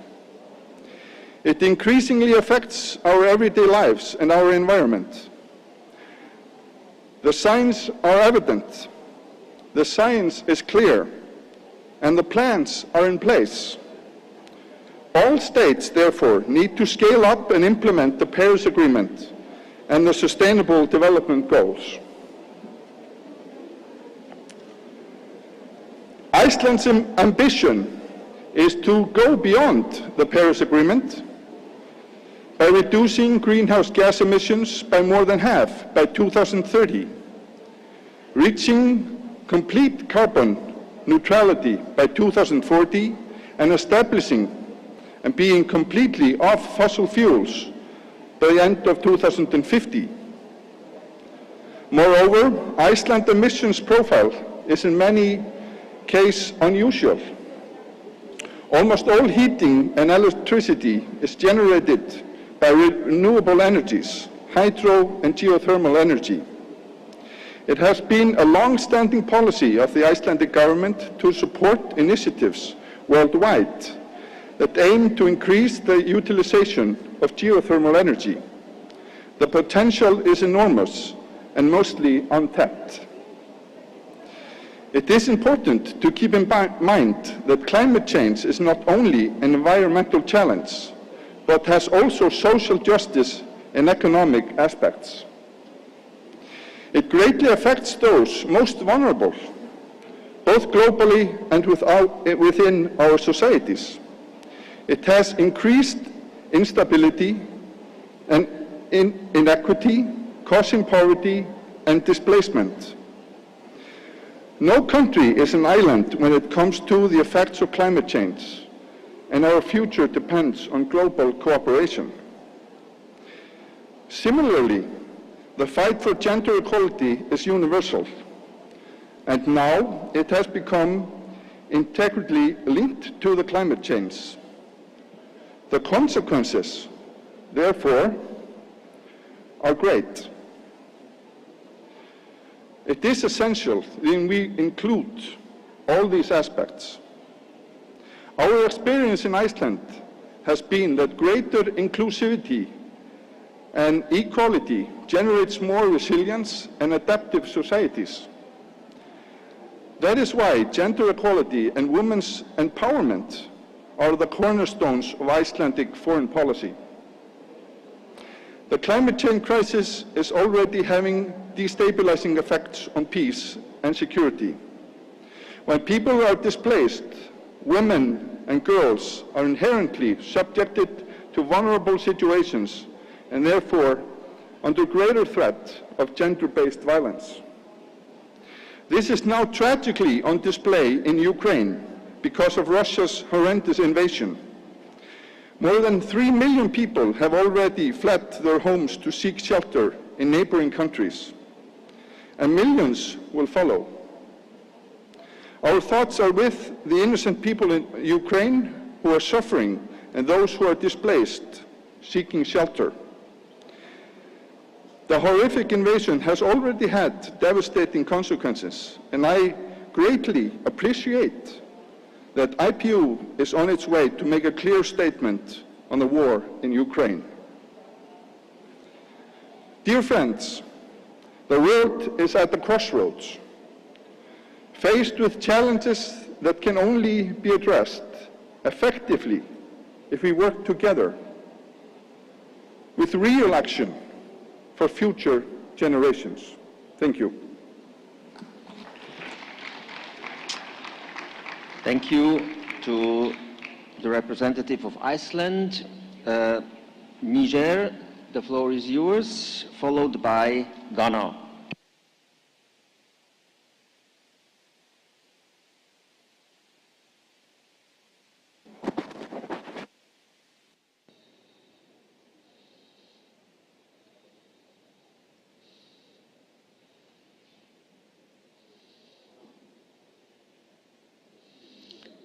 Thank you, Mr. President, Mr. Chair. The climate change constitutes one of the greatest threats for humanity. Droughts, repetitive droughts that it has provided, as it is the case we have seen this year, there are also losses of thousands of hectares in terms of forests, and floods that have also occasioned incredible problems all around the country. And 432,000 people, displaced population and deceased people, 655 houses have collapsed, and losses of hectares of cultures in this year and in 2020. In the subsector, in breeding sector, climate change are also very important and concern the modification of the composition of the cattle. There are nomadic breeders as well. There's a decrease in terms of their revenue and a decrease also of the positive aspects to the sector, to the GDP of the country. Mr. Mohamed Bazoum, President of the Republic and Chief of State, and the President of the Climate Commission for the region of the Sahel, has committed to strengthen, and it is strengthened thanks to the Renaissance Act 3 consolidated, and it has been moved forward to accompany and support this voluntary politics of the government. It is put in place with international engagement on climate, and to reach carbon neutrality by 2030, Niger parliaments need to also support the NDCs. Therefore, all of the actors and their actions are determining and to guarantee strong legislations that are in line with climate actions. Thanks to their oversight functions, they can also ask governments to be accountable for these national, international commitments in terms of climate change, namely the engagements during the Paris Agreement and objectives for sustainable development as well.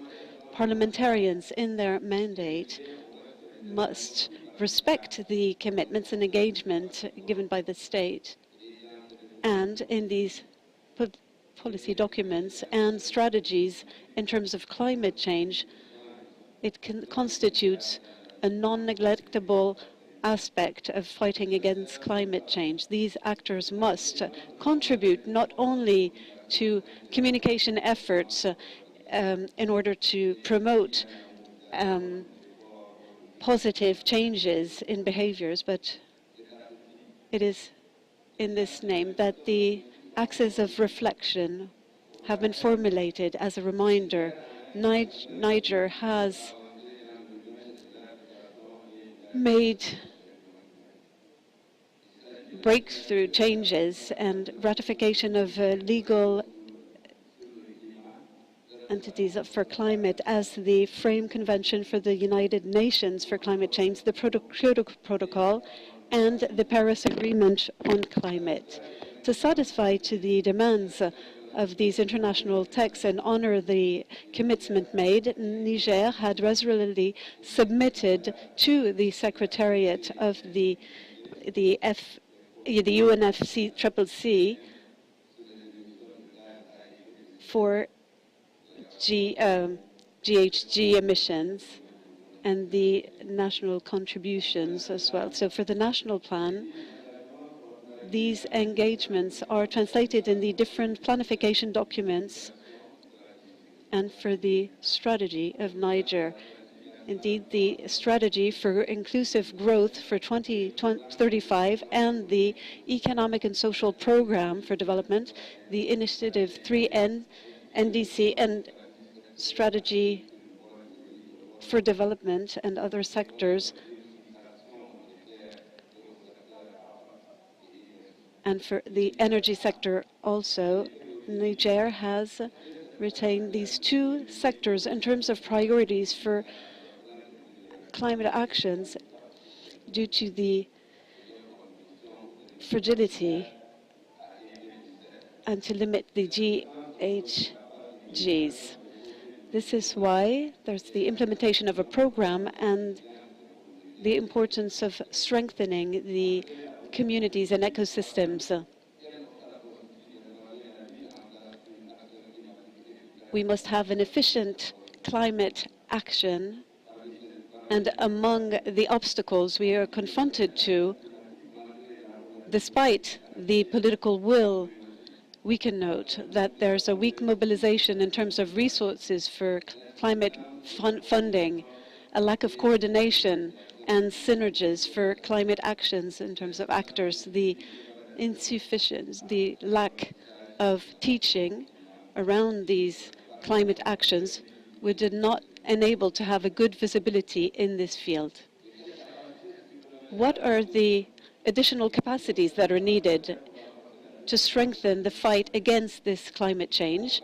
We must strengthen capacities of the framework, of the executive that follow up on this climate issue, and strengthen competences in terms of assessment of vulnerabilities and having the right equipment to assess. For the post-COVID recovery, we need to accelerate ecological transition and especially have the economic systems evolve and best practices in terms of energy to obtain more sustainable results. How can Parliament support this transition? Your time is over. Should I stop here? So the parliaments must follow a logic to make companies greener everywhere. What innovations should parliamentarians put in place to make their practices greener and their activities greener, and what measures are taken to reduce their own emissions? Parliamentarians in Niger must reduce their carbon footprint and sustain green initiatives. Thank you. Thank you very much. Niger. Ghana, the floor is yours now, followed by Belgium.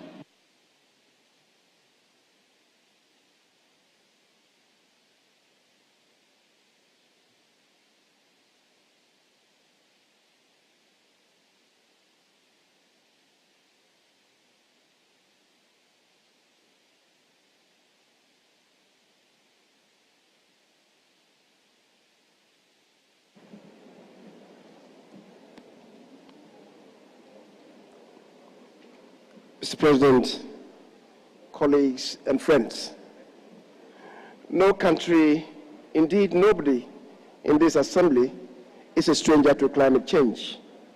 The evidence of climate change worsening the conditions on this earth is clear for all to see.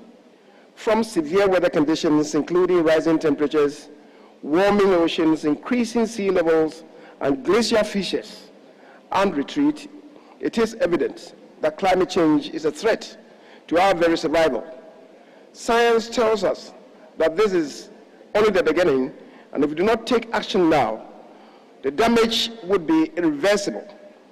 In February 2022, Working Group 2 of the United Nations Intergovernmental Panel on Climate Change released its report assessing the damage of climate change, and the conclusion is crystal clear. We are simply not doing enough. The report suggests that we are at a point where adaptation is becoming more feasible than mitigation. In the words of the United Nations Secretary General Antonio Guterres, adaptation saves lives. Climate change is affecting the world faster than hitherto anticipated. Human activity is the main contributor to global warming, and yet we are behind in our efforts to control the situation. Continuing on this path would further exacerbate the rise in temperatures, changes in precipitation patterns, more frequent and intense droughts, heat waves, and so on. Countries have continually pledged to work towards mitigating climate change. What is required, however, is decisive action. Financial constraints to tackling this issue now are often cited, and yet, paradoxically, it will become much more expensive to deal with this in future if we do not curb the menace now. As parliamentarians, through our legislative, representative, and oversight functions, we can effect changes which would secure for ourselves and posterity equality of opportunity and prosperity. The unique ability of Parliament to pass laws allows us to formulate legislative frameworks which are consistent with national climate goals and international climate agreements such as the Paris Agreement. There is the need to reassess existing climate policies, identify gaps, and make the appropriate amendments where required. Effective climate legislation, therefore, should be based on extensive research which hinges on the effects of such legislation on the environment, as well as the socio-economic well-being of the people. Climate legislation should therefore take into account economic structure, the legislative culture, climate exposure, and also the social conditions of the people. Parliamentarians are representatives of the people, and it is important that we use our leadership positions to increase awareness of climate change at the local level. Strong dialogue between us, the members of Parliament, and the people we represent would accentuate the appreciation and buy-in of the crisis. Understanding government policies and what the people can do, both as individuals and as collective, to support this cause can only be achieved through consistent and persistent interaction between us parliamentarians and the people. Parliamentarians can hugely impact information dissemination by supporting information campaigns and holding stakeholder engagements. Parliaments, including the relevant parliamentary committees, have to share findings and reports with the public, in addition to holding direct consultations with citizens and key stakeholders such as civil society organizations, non-governmental organizations, the media, and in our case, for example, our chiefs, as well as faith-based organizations. These stakeholders should have access to Parliament and parliamentarians to share concerns and observations in the full recognition that their experience, research, and expertise can aid the work of Parliament in its fight against climate change. Parliamentarians bear the responsibility of holding the executive arm of government accountable in the latest bid to fulfill its objectives according to legislation and budgetary allocations. Oversight is an important aspect of our job, as it allows us to scrutinize performance of our governments as they implement national climate-related policies and honor international commitments. Therefore, parliamentarians must be committed to ensuring transparency and accountability using all appropriate vehicles, including questions, motions, statements, petitions, and the committee systems. Ministers responsible for handling climate change issues should be required to report to Parliament and its relevant committees at determined times on their progress and challenges. This, in turn, should lead to periodic reviews of national climate change targets. Furthermore, parliamentarians should ensure clear legislative provisions for monitoring enforcement. Climate change, we must all recognize, is a complex phenomenon to address. Parliaments have a key role to play in the mitigation of and the adaptation to climate change. Fortunately, parliamentarians are well positioned to act and deliver. Today, the world is facing a multiplicity of challenges. The threat posed by climate change just out strongly because it's a matter of survival. The world must come together to respond to the use of sustainable fuels because coal and fossil fuels are releasing pure acids into the atmosphere. Deforestation due to unmitigated tree felling, poor farming practices, including overgrazing and bushfires, must be things of the past. Manufacturing industries and transportation are necessities of life, but the homicidal emissions must be done away with by resorting to renewable energy sources. Dear colleagues, significant medium and long-term planning is required to deal with climate change. Should we ignore this call, the risk of floods, droughts, heat waves, rising sea levels, air, water, and food pollution, among other dire consequences, will increase the plague on living creatures until we become extinct. Thank you very much for your attention. Thank you, Ghana. Belgium, the floor is yours. Next speaker, Guinea.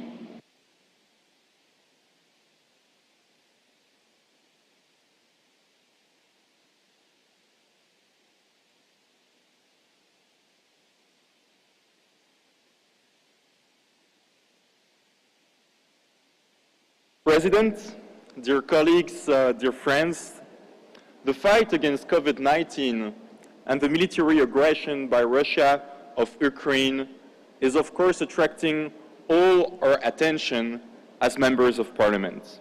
Yet, the climate crisis also requires urgent action from all our parliaments around the world. For many, the climate emergency is already very simply a matter of life or death. Just a few weeks ago, the Intergovernmental Panel on Climate Change again released a very painful report showing the terrible effects of climate change. As we speak now, Earth poles are undergoing extreme heat. Antarctica is now, for example, more than 40 degrees, just imagine, more than 40 degrees Celsius warmer than average. So let us face the facts. We have not done enough to meet the Paris Climate Agreement 1.5 degree warming limits. If we want to meet that gap, ladies and gentlemen, we only have 8 years to act. However, and that's maybe the sole good news in this matter, we know which legislative reforms we need in order to achieve big cuts of carbon emissions in this decade. We simply need now the political will to make it happen.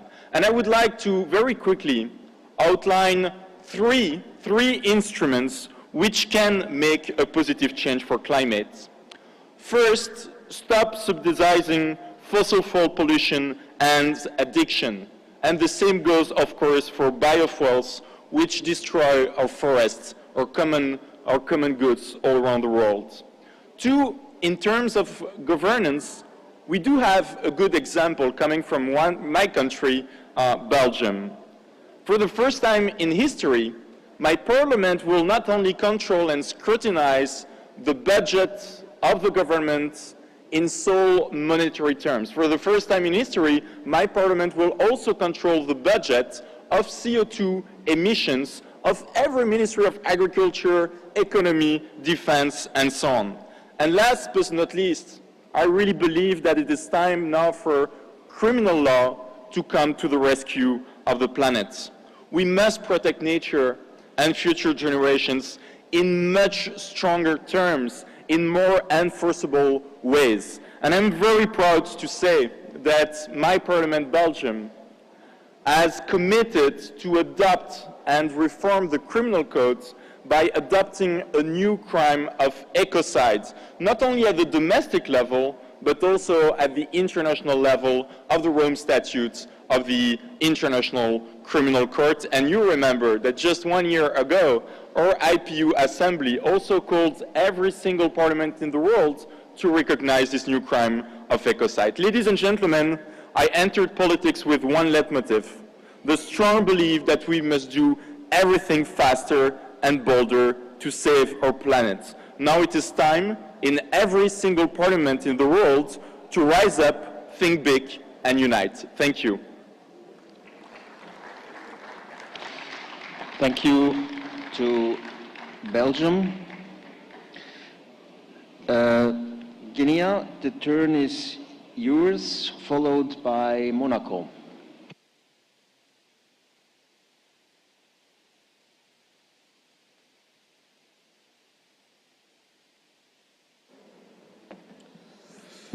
Merci, Monsieur le Président. Thank you, Mr. Chair, President of the IUP, Presidents of the different parliaments present in this room, dear delegates. To begin my speech, I would like, on behalf of the President of the National Council of Transition and National Councils, I want to thank them for this warm welcome that was offered to us to the success of this 144th General Assembly. Dear parliamentarians, to tackle the subject that gathers us here, I would like to start by reminding you that the country of Guinea is one of the richest in subsoil resources, namely in bauxite and gold. It was therefore, there was a rush of mining companies to exploit the environment. This shows a specific interest that we grant to the themes of climate change. As other countries of the sub-region of Western Africa, Guinea has faced a number of changes in climate change that have shown a lot of changes in hydrologic levels, etc. Climate change touches all the sectors of the development in the countries. These variations are worsened by anthropogenic factors that threaten the survival of population, degradations of ecosystems, forestry, agricultural practices, mining operations, and everything is threatened. There's a lot of illegal fishing, extensive breeding. This is why we have ratified the UN framework for the climate change, the CCUNC, and the Kyoto Protocol, respectively in 1993 and 2005. It had since elaborated strategies in terms of fighting against climate change, among which its CNI, National Initial Communication, the second communication, and the National Strategy for Climate Change, the PANA,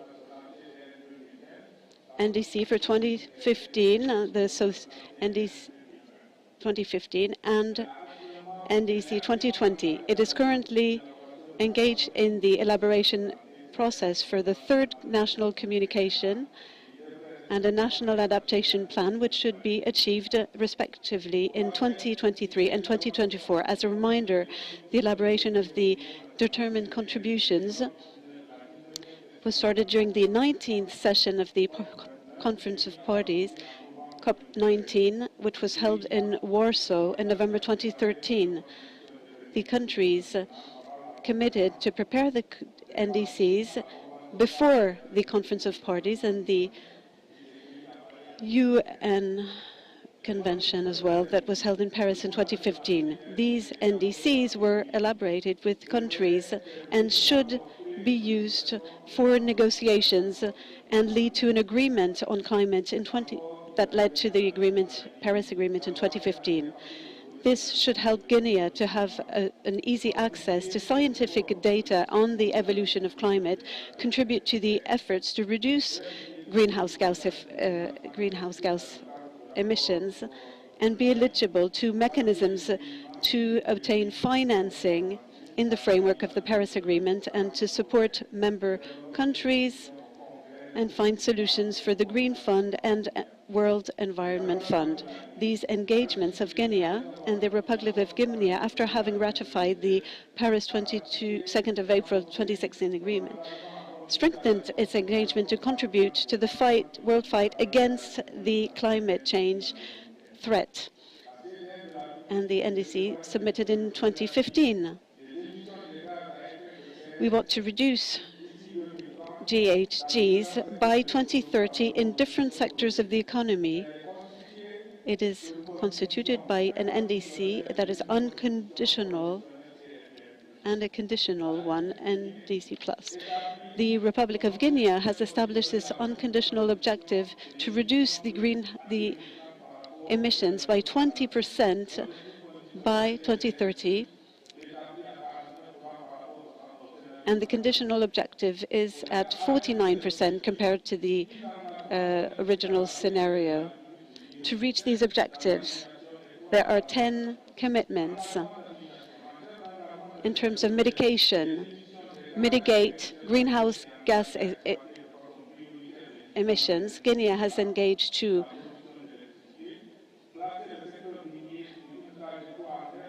have a net zero trajectory for the mining sector by 2040, improve efficiency of transportation systems on the national level, collecting and using urban waste, modernizing the wood energy sector, stop or mitigate deforestation through a sustainable management of forest and the increase of protected areas, placing the agricultural sector on a carbon neutrality trajectory by 2050. So we also need to protect the water through national water policies, put in place the necessary resources for the protection, conservation, and management of ecosystems, strengthening the resilience of populations in the coastal areas, supporting efforts in terms of adaptation for communities in rural areas that help them pursue their activities and preserving resources on which they rely for livelihoods. According to the first assessments, the cost would reach $15 billion for mitigation and about $1 billion for adaptation. Faced with these impacts,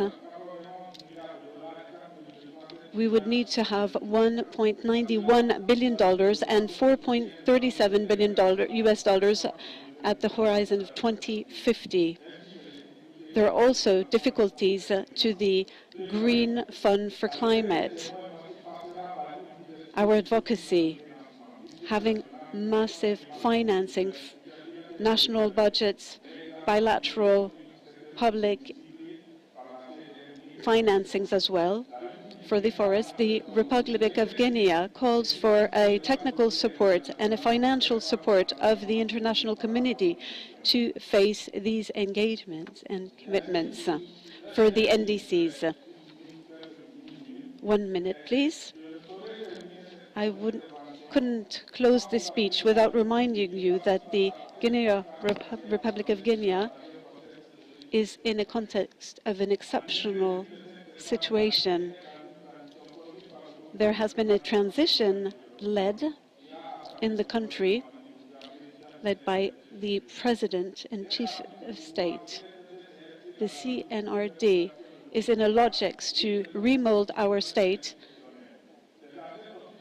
It is with this vision that the National Council of Transition has been put in place. I'd like to take advantage of this occasion that is given to me to speak here today in front of the World Parliaments to launch and to a call to support us in this transition, in the efforts we need. Thank you very much. Merci Guinée. Monaco, c'est votre tour. Suivi par les et l'Organisation mondiale des parlementaires contre la corruption.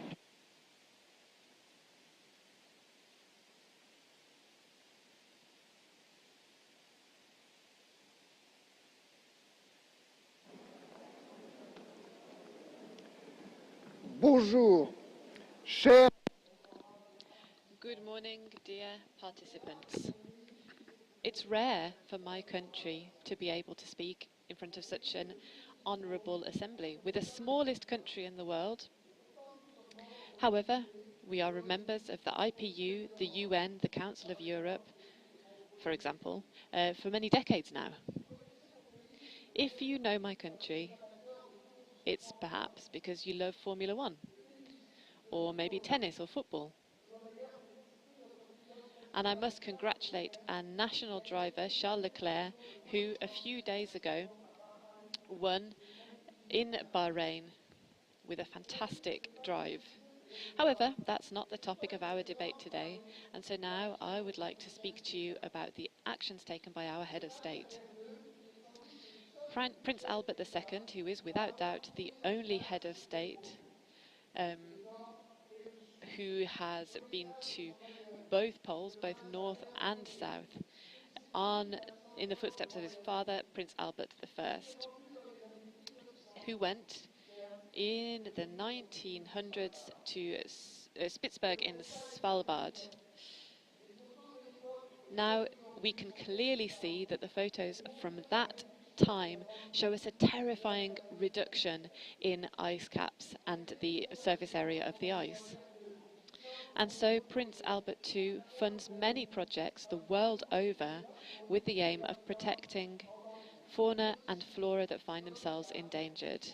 Our state also has a cooperation service which helps provide funding and equipment in countries such as South Africa, Niger and Madagascar. Aware as we are of the degradation of the environment and climate change, my country has made commitments under the Kyoto Protocol, and for now we are managing to reach those commitments. The Principality has around 37,000 inhabitants. However, so we are a tiny population, a minority population, in fact, within our own country. However, we are very active. Given our geographical location and our size, we're incredibly dependent on the environment that surrounds us. First of all, the Mediterranean Sea.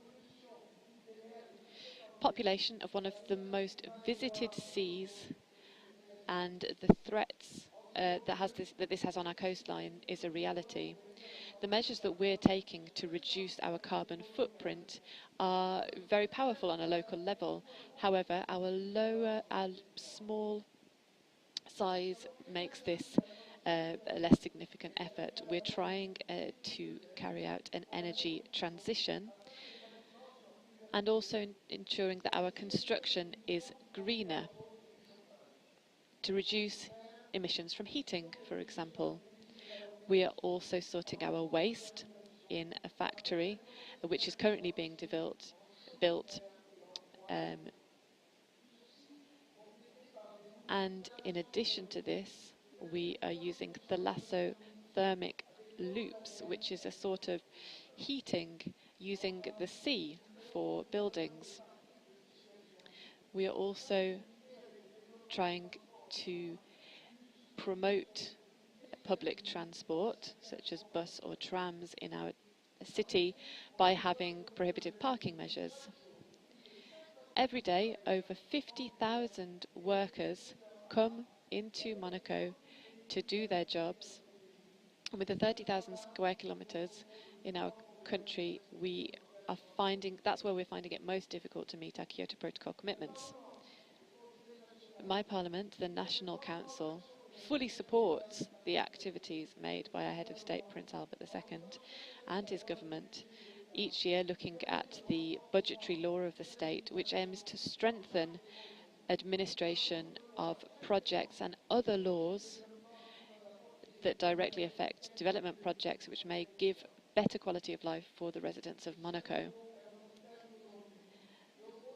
Our topic today is the role of parliaments in each country to work with their populations and to give governments strong policies to act on protecting the environment and to reduce the impact on climate change. I would also like to thank Indonesia for having organised this fantastic meeting, the 144th Assembly of the IPU. Thank you very much. Merci beaucoup, Monaco. Thank you very much, Monaco. To the Speaker of the Global Organization of Parliamentarians Against Corruption, followed by the World Health Organization.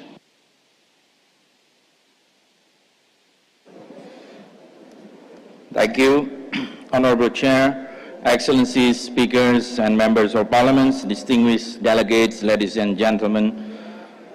The Global Organization of Parliamentarians Against Corruption believes that combating corruption is crucial to the success of Sustainable Development Goals, including Goal 13 on climate actions.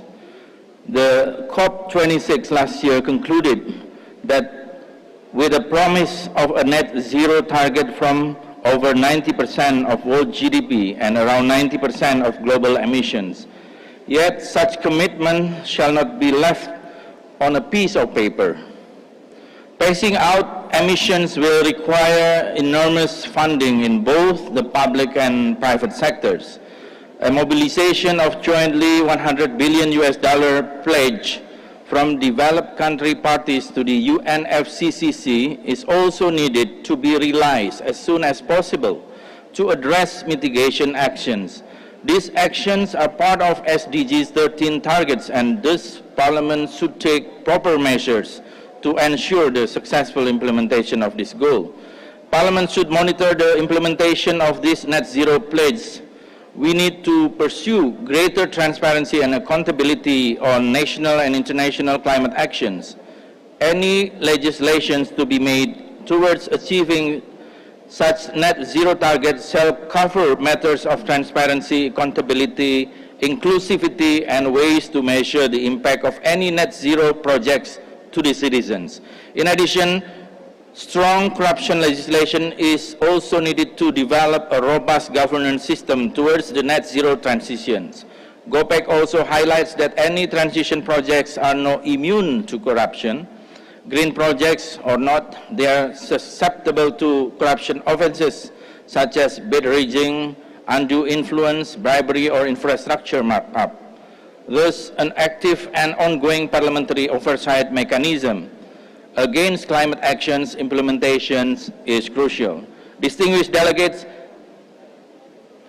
in the efforts to successfully implement the SDGs, including SDG 13 on climate actions, GOPEC within the past years developed an SDGs handbook for Parliament. The handbook, which was jointly developed by GOPEC, the Islamic Development Bank, and the UNDP, aims to equip Parliament with guidance, good practices, and tools from around the world that can be adapted as needed depending on the national context by the Parliament to implement the SDGs successfully. It is designed as an easy-to-use resource that can help parliamentarians and parliamentary staff members play an effective role in implementing the SDGs, including SDG 13 on climate actions. So GOPEC encourages parliaments around the world to make use of this parliamentary handbook so that Parliament can ensure that the net zero pledges as part of the SDGs commitments are not just merely a talking shop at the international level. Our gathering here at the 144th IPU Assembly emphasizes how the choices we make today will resonate for decades to come, and changes must be made if we want to secure our Earth for generations to come. Thank you very much. Merci beaucoup. Avant de suivre... Thank you very much. Before following in the list, I would like to invite Madam the President of the Indonesian Parliament to take the presidency now.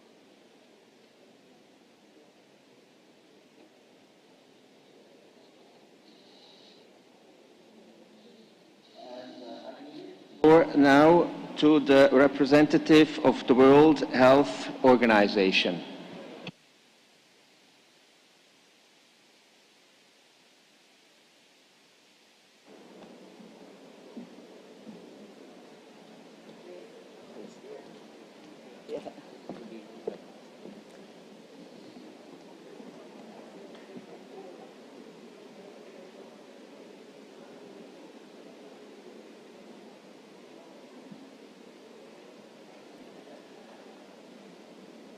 Madam President, honorable members of Parliament, it is a pleasure to represent the delegation of the World Health Organization at this 144th Assembly of the Interparliamentary Union.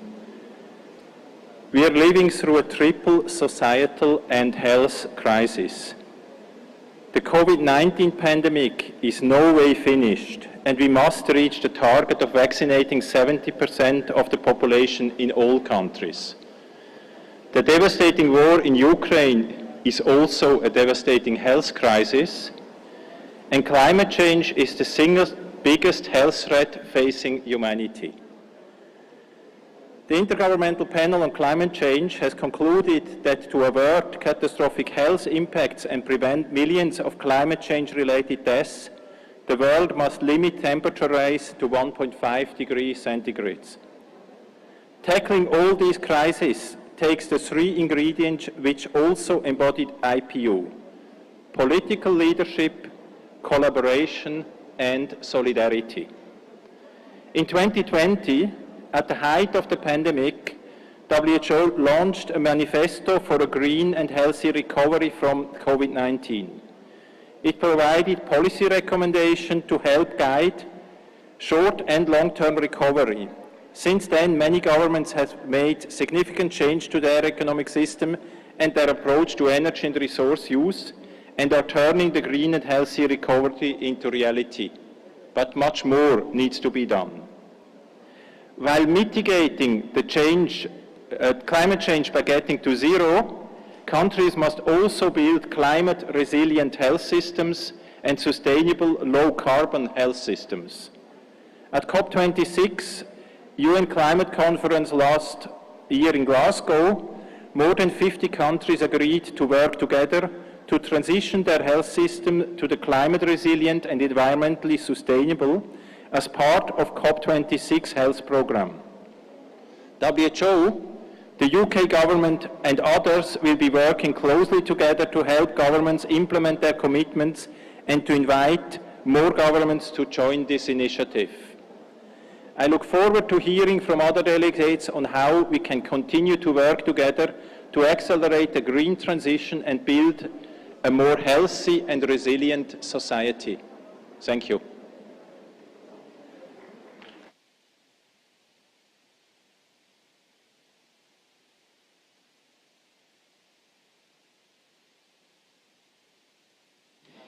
Thank you. We will continue to Ms. L. Tangui from Liberal International. The floor is yours. And followed by Ms. Mulder, Netherlands.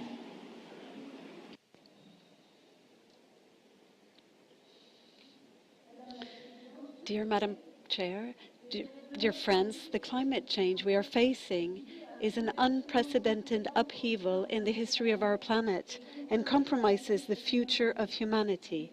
For more than 3 decades, the scientific community has been sounding the alarm and multiplying calls for action without success.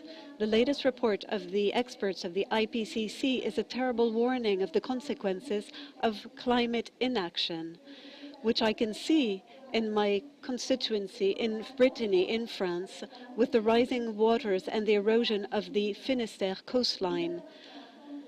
It is up to us as parliamentarians to solve the gaps and to have a responsible, healthy life and provide it to all in a sustainable manner.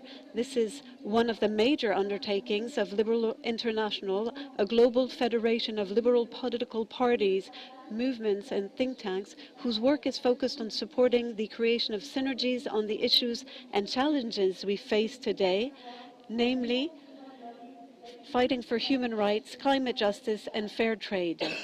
We have established a climate justice committee and a working group on environment and human rights, of which I have the honor to be a member, along with other colleagues from the Liberal Party of the Council of Europe, ALDE. Our working group has drafted a report specifically for parliamentarians wishing to advance climate action and environmental protection in the world. Starting from the fact that the states are guarantors of the quality of life of the people on their territory, the Liberal parliamentarians declare in this report that the climate inaction constitutes a violation of human rights. Therefore, it is up to the states, encouraged by us parliamentarians, to protect any infringement of fundamental rights, including those resulting from climate change. Our report advocates the realization of adequate, ambitious, non-discriminatory climate policies in compliance with human rights, taking into account certain populations considered to be more vulnerable to the effects of climate change. I am thinking here of women and children, disabled and elderly people, as well as migrants and poor populations. With the aim of developing global climate justice and constitutional protection of the environment, our report proposes 10 recommendations, including the creation of a High Commissioner for the Environment in international institutions. As an ALDE member of the Parliamentary Assembly of the Council of Europe, PAC, I would like to have a word for our institution. Last September, at the initiative of Liberal President Rick Deems, the parliamentarians of the Council of Europe devoted a day to debate the climate. These sessions were an opportunity to adopt strong recommendations and outline the urgent need to adopt a legally binding instrument to protect human rights to a safe, clean, healthy and sustainable environment as an individual and collective right. PAC recommended in particular the development of forms of participatory democracy on climate issues and the establishment of a European Citizens' Assembly for the Climate on the model of the French initiative of the Citizens' Convention for the Climate, which enabled France to adopt in 2021 an ambitious law to fight against climate change and strengthen resilience to its effects, for which I was rapporteur in the National Assembly. This initiative could be an example for other parliamentary groupings. I am delighted to see that parliamentarians from all over the world are taking up this issue because, in the words of UN Secretary General, and to waste time is to perish. The urgency is obvious, and it is now up to us all to respond to it together. I thank you.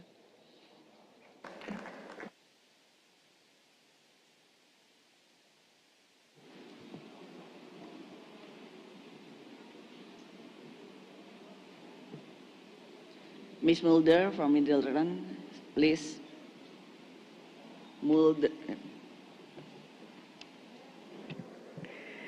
Honorable Madam Chair, fellow parliamentarians, ladies and gentlemen, here at the 144th Assembly of the IPU.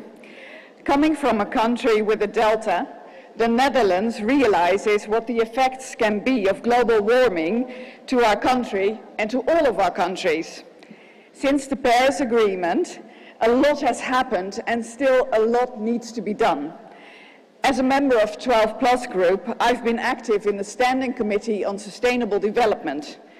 Chairing it now is a great honor for me, and I would like to hear from the members how they see that we can act on the new IPU strategy.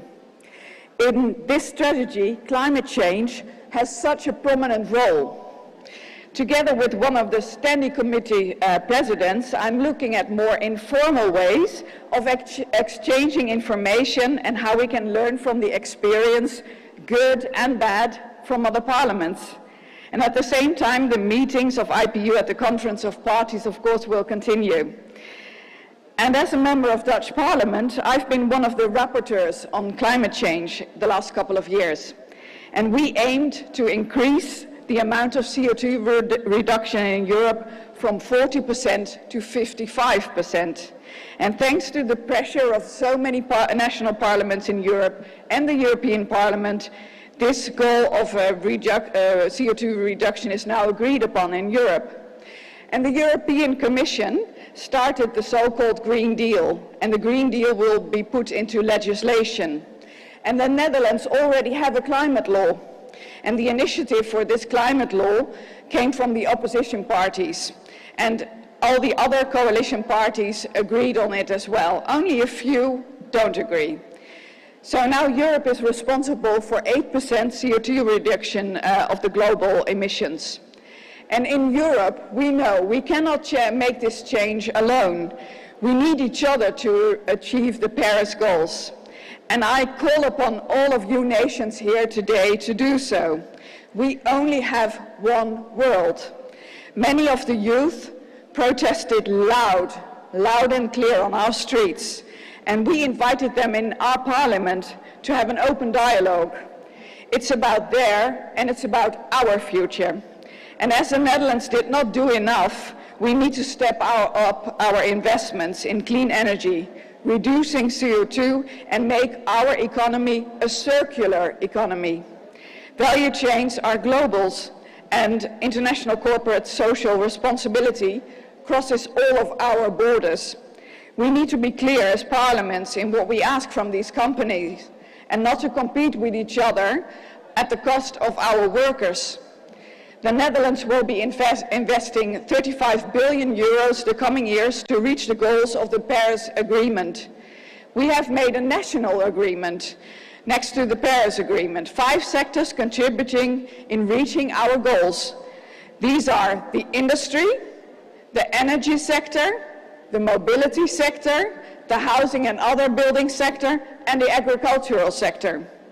And this transformation, I tell you, is not only a technical transformation, it will affect each one of us in the way we use mobility, warm or cool our houses, and the way we work.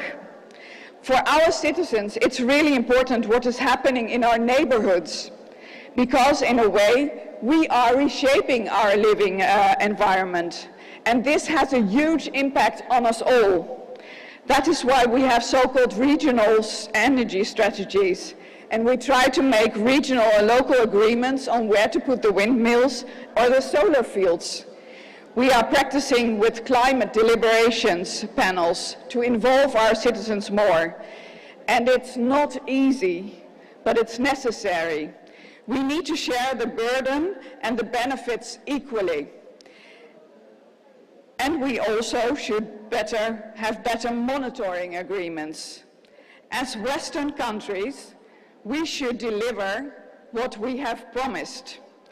Our parliament checks whether our ministers deliver or not. We have debates on climate energy in our parliament regularly, and they are about adaptation and also mitigation plans. And together with our industry, we want to make the change happen. We want the employees of the companies stepping up, and it's a good sign that they are doing so. People want to work for companies that make a positive impact on our world today. Parliaments should give clear directions and norms that the companies should meet. And these norms need to exist worldwide, otherwise the change will not happen. We urge our colleagues to join us, and let's have an open discussion the coming years on how to improve our efforts, because we will make mistakes, things will go wrong, but as we learn, we want to become stronger and resilient, and we'll change the world for the better. The crisis in the Ukraine makes it very clear that sources of energy need to be diversified, and they need to be more of a renewable kind. Dependency is never a good thing. I wish all of us today and the coming years the wisdom and the courage to do what is needed so much. Thank you very much.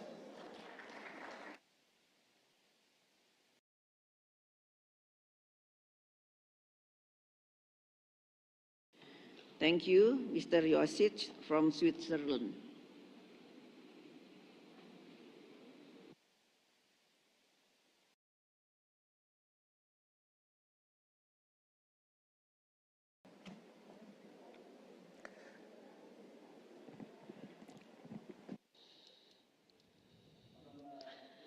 Madam President, dear delegates, climate change is a global problem that we cannot solve at the national level. To solve it, the following 2 conditions must be met. First, we need international agreements that are based on a common strategy and that respect the diversity of development conditions and economic forces around the globe.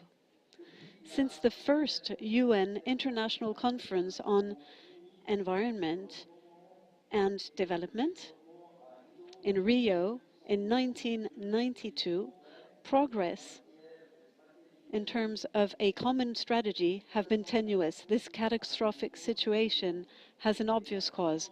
Nations defend their own interests and lack a global vision.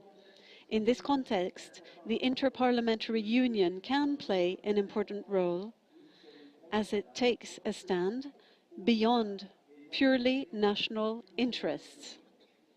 Nevertheless, IPU resolutions are too theoretical and not tangible enough. The IPU should adopt a concrete strategy to combat climate change. This strategy should include social and economic aspects, since solutions to protect the climate can only gain a majority if they allow human beings to live in dignity. Proposing solutions is not enough. That is why we must also stop adopting sterile resolutions and start taking decisions that the IPU member states will be obliged to implement. Switzerland has decided to work towards this goal in the various IPU bodies. To make IPU decisions more binding, parliamentary delegates could be obliged to transpose them into their national parliaments. The IPU could monitor this process through a system of reports as the OECD does, for example, to implement the International Convention on Combating Corruption. I invite you to support this vision. Dear colleagues,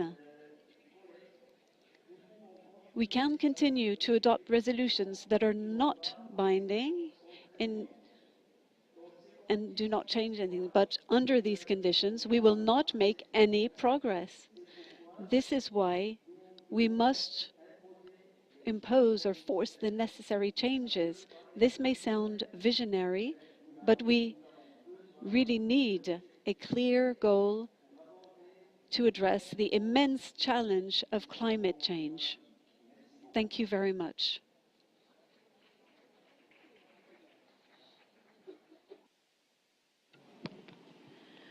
Thank you. Now we will continue to the general debate to the second speaker from the delegation. Now I would like to call Ms. G. Jorda from France, followed by Ms. D. O'Neill from Australia. Merci, Madame la Présidente. Thank you, Chair. President, rather. Ladies and gentlemen, parliamentarians, dear colleagues. I won't go back over what I said in my statement on the urgency of acting in the face of climate change. We are at an extremely important, a crucial moment in terms of air pollution, pollution of soils and pollution of waters. We all here know the dramatic effects of climate change, which affects all regions of the world, and in particular countries of the global south. Indonesia is in fact one of the most vulnerable countries when it comes to rising sea levels and deforestation. The latest IPCC report on the 22nd of February talks about a very alarming picture when it comes to the effect of climate change on humans and on ecosystems. Thinking about the words of its president, rising temperatures are threatening our very existence on the planet. The effects of climate change will be much more serious than what we previously thought. We, the French, are committed to reducing greenhouse gases. In 2021, we voted on the Climate Resilience Law, and adopted on the 2nd of November 2021 resolutions in view of the Glasgow COP.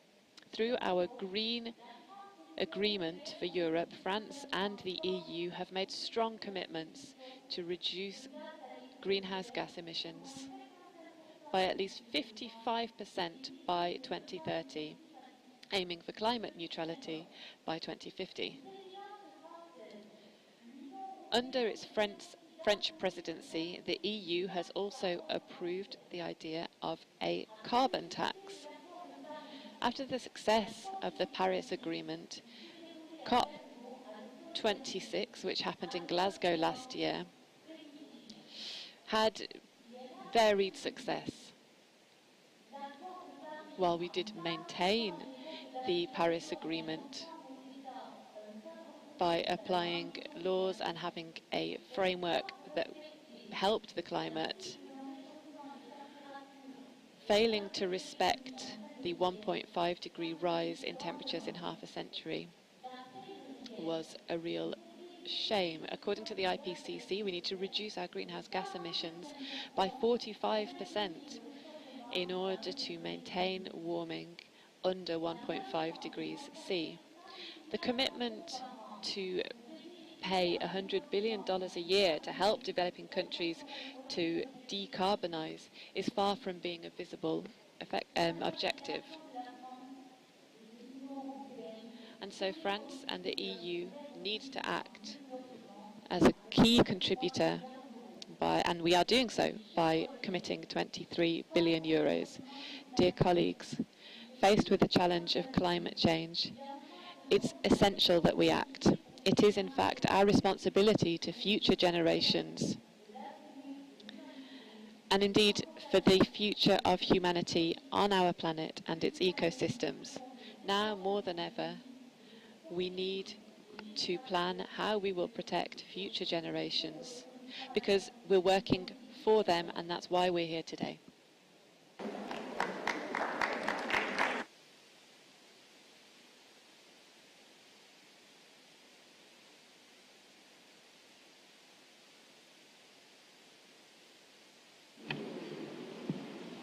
After Australia, we will continue to Ms. Muntefering from Germany. Thank you very much and good morning, delegates. I also want to acknowledge Your Excellency, Ms. Puan Maharani, Speaker of the House of Representatives of the Republic of Indonesia. Thank you so much for hosting us at this important assembly. Australia is an important and interconnected part of the Oceania community, and I want to acknowledge my brothers and sisters from the Pacific, some who are here but so few of whom are actually able to attend today. They know what needs to be done and they're at the forefront of change. But no nation, no people will be immune from the pernicious and omnipresent effects of climate change. In my own home state of New South Wales, I recently visited an outback research station and was told by the researcher there, Dr. Keith Leggett, that climate change would likely end sheep farming west of the Dividing Range. For a nation whose economy was described as riding on the sheep's back, that is a terrifying thought and an indication of change in a short period of time. We have recently had devastating floods in northern New South Wales and Queensland with rain and river levels never before recorded. The Australian government recently committed to a net zero emissions by 2050. We are a proud member of the Paris Agreement and doubling our commitments to climate finance developing countries in the Indo-Pacific.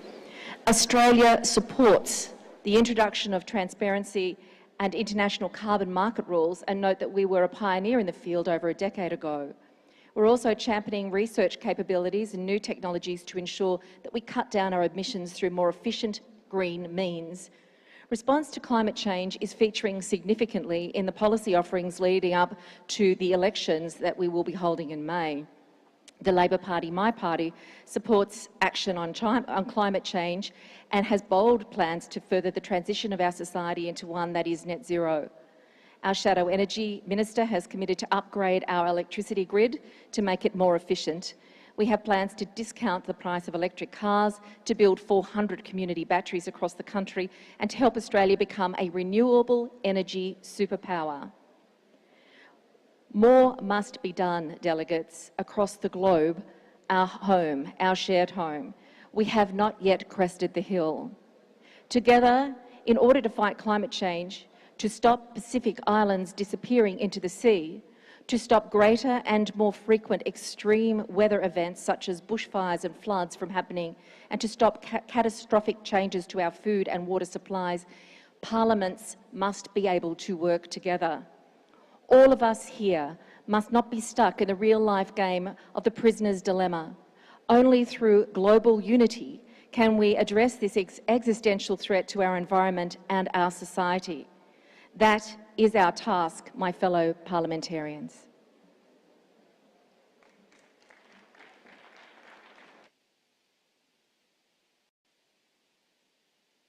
After Germany, Mr. Nakanishi from Japan.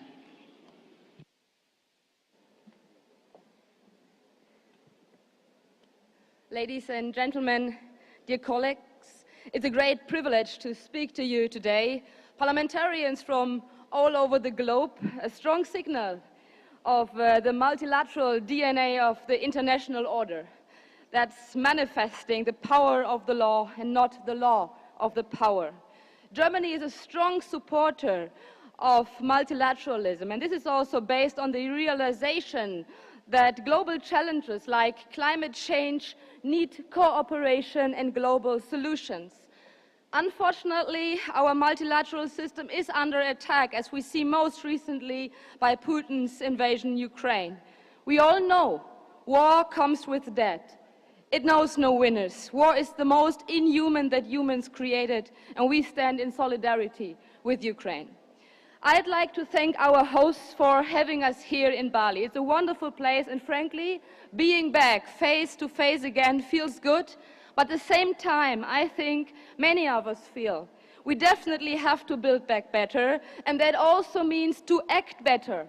Dear colleagues, in the end of 2020, the biggest international Arctic expedition of all times returned to its home port Bremerhaven in Germany 6 days ahead of schedule. Simple reason, where in the past eternal ice made it difficult to maneuver, there was now only the open sea. The Arctic temperature is more than 7 degrees higher than it was 100 years ago.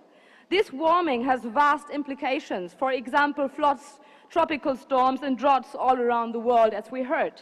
Climate change will shift the key coordinates of foreign policy in the coming years and decades. It has long since arrived at the center of foreign policy, and it challenges us to answer the ultimate question in what kind of world we want to live in. In my opinion, foreign policy is climate policy, and climate policy is foreign policy, because climate change, population growth, and involuntary displacement are interconnected. For example, in 2020, 4.3 million people were newly displaced in sub-Saharan Africa as a result of natural disasters, highest number ever. Climate change is a threat to peace and stability. Climate change results in geopolitical changes. And this is why the implementation of the Paris Agreement is at the core of our interests in Germany. And this is why it's so important to support sustainable development projects on the ground. And this is why it's important to empower civil society. Dear colleagues, due to these vital challenges, let me call on us as parliamentarians. Let's base our policies on scientific evidence. Let's act faster, stronger, and even more cooperative. Thank you.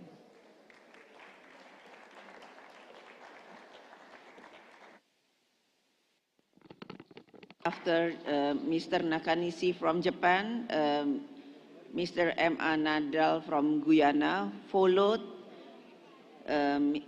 Ms. Campo from Mexico.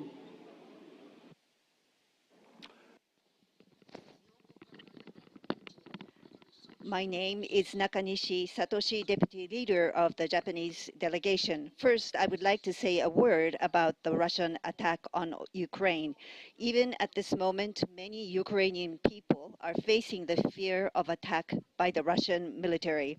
Unilateral change of the status quo by force is undeniably unacceptable. Japan condemns the Russian invasion with the strongest words and profess that we are with Ukraine and Ukrainian people. I would now like to express my respect and appreciation to the Indonesian Parliament for hosting IPU despite the extremely difficult circumstances of the COVID pandemic.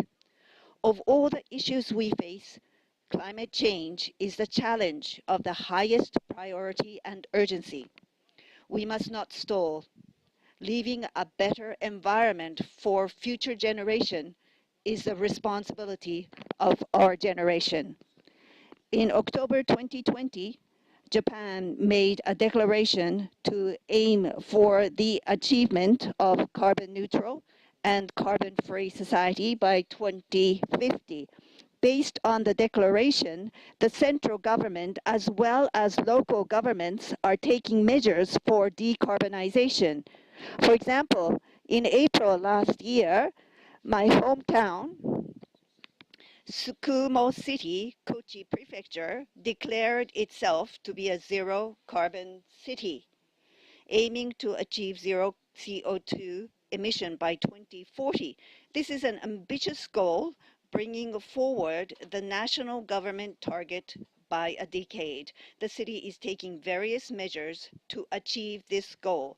To be specific, the city is introducing renewable energy for public facilities, promoting energy conservation by using LEDs, and encouraging citizens and tourists to use bicycles. I am certain that such initiatives taken by municipalities and the policies of the national government are the two wheels of a cart that will stop global warming. As parliamentarians, we need to be tough monitors of our government's initiatives while providing support to ensure that initiatives taken at the local and central governments are well coordinated. Climate change is a global crisis which cannot be solved by one country alone.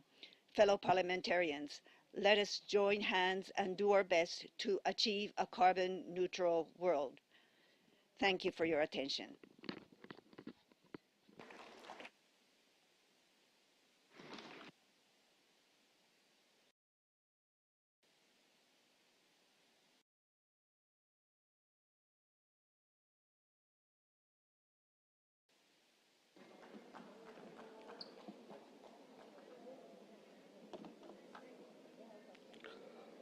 Madam President, colleagues, good morning.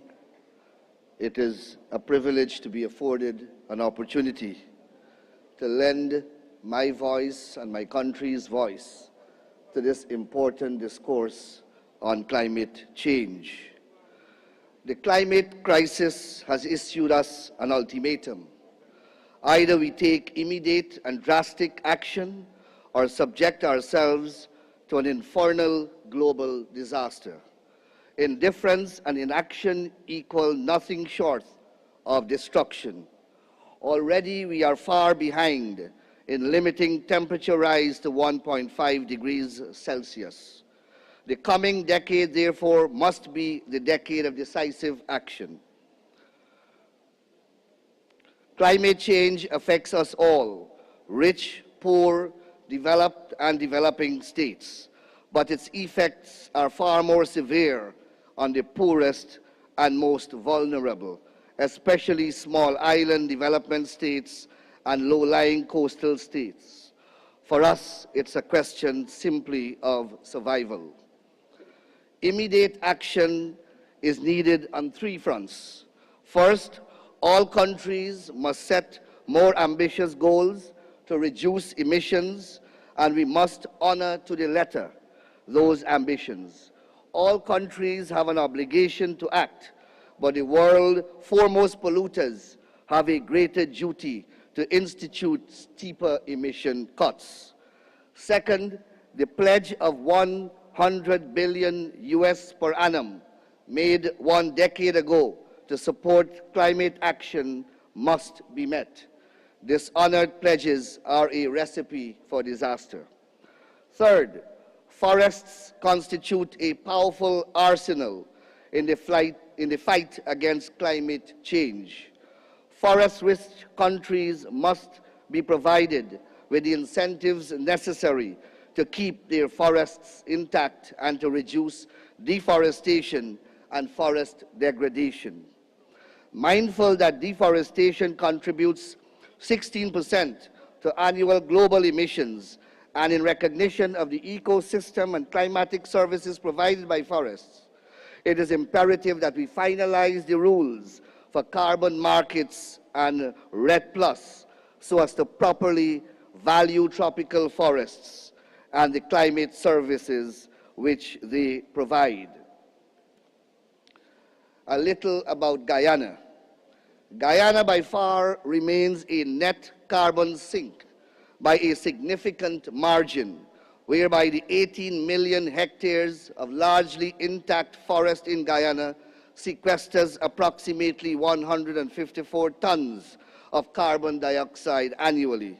The forest provides this important ecosystem function as one of 9 countries of the Amazon.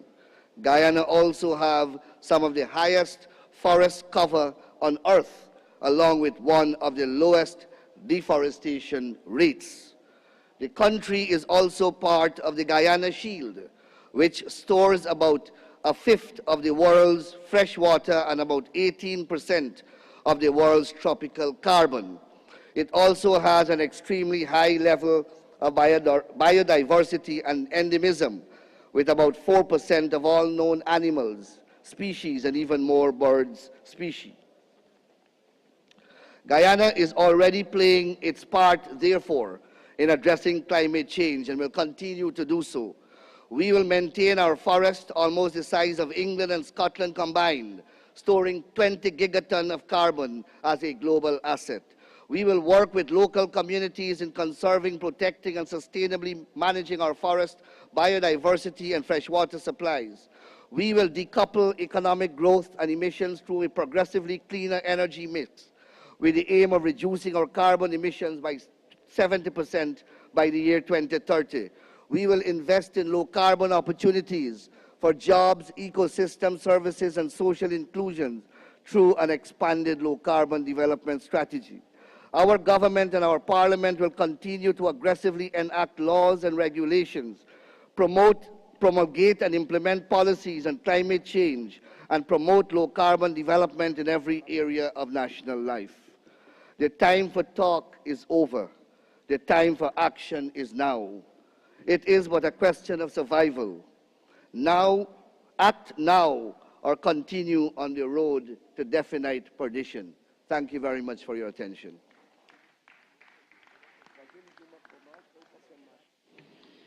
We will continue to Ms. Campo from Mexico, followed by Mr. Griffroy from Belgium.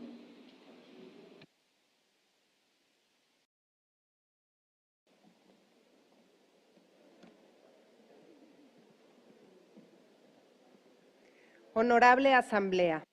Honorable Assembly, first of all, I would like to express my solidarity with the Ukrainian people for the difficult time that they're going through and they have been going through this month.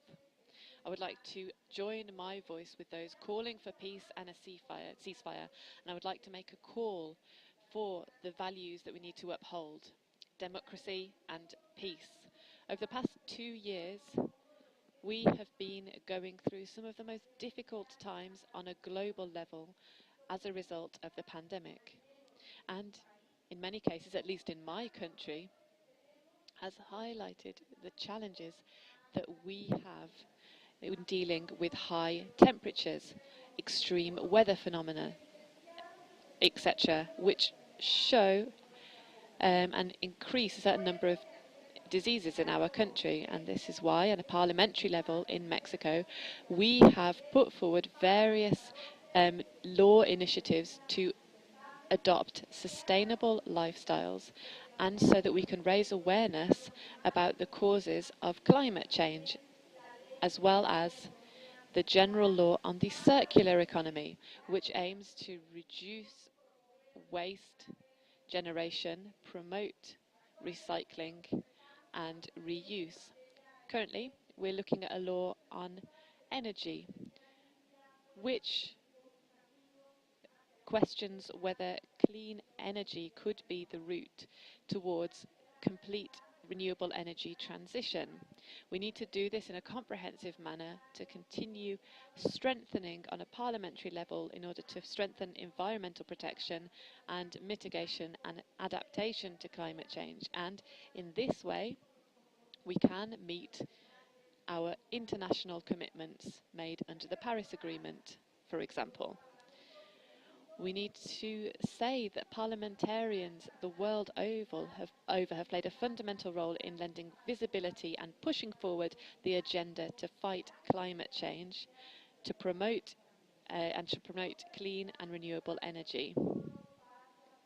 We cannot allow ourselves to take one single step backwards. In Latin America, we have 238 environmental laws and over 100 draft laws which have been discussed over the past few years in 7 countries.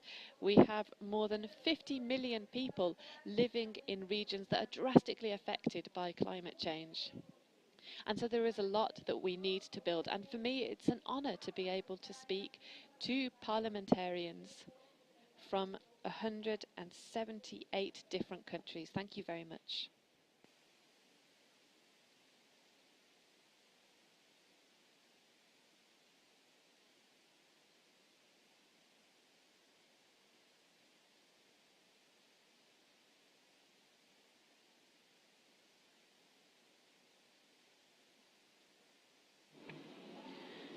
After Mr. Griefroy from Belgium, we will continue to the young parliamentarians.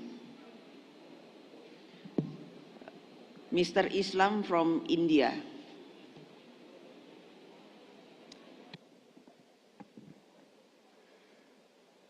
Dear ladies and gentlemen, dear colleagues, it's my pleasure to be able to address you here today.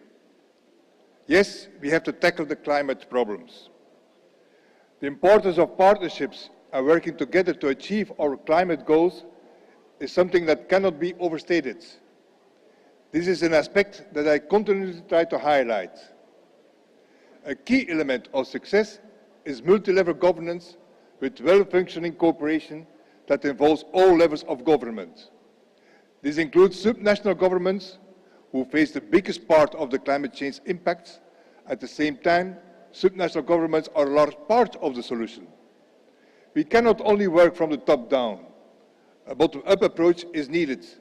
A one-size-fits-all principle is not the preferred one. Our role is to try and ensure subnational governments such as regions, towns, rural areas and their citizens have a place in the climate debate. That we facilitate things for actors that want to take the initiative. We want legislation to be as simple as possible for them. And for that, there are 5 key principles that I believe should guide and inspire how we have to act, how policies, legislations, frameworks, guidelines has to be. The first one is subsidiarity. Proposed measures are acceptable when they cannot be implemented at a lower level. I think it's important that as we assess what we need to do, that we take into account the territorial impact of the proposed measures and take into account the diversity of our territories, their different potential and their challenges. The second principle is the bottom-up. Within the existing legislative framework, there must be room for local action. Policies, guidelines, legislation should enable innovation. The third one is efficiency. We must assess proposals against the criteria of both cost efficiency and resource efficiency. Resources are scarce, and raw materials are not endlessly available. It is therefore important that we promote circular models as much as possible, and particularly to reduce waste. 4, inclusive. It is important that any new measure is inclusive. This means that it must not favor any particular target group. New measures have to be accessible to everyone. This applies also to technologies. Legislation should let all available technologies compete equally without excluding others, if, of course, and this is very important, they prove to achieve high greenhouse gas reductions. The last key principle is it has to be smart. We shall make maximum use of the available technology by using smart applications. And these elements combined will create a stable setting for partnerships to emerge, grow and evolve to help us towards our final goal, a sustainable, healthy environment and climate. Thank you.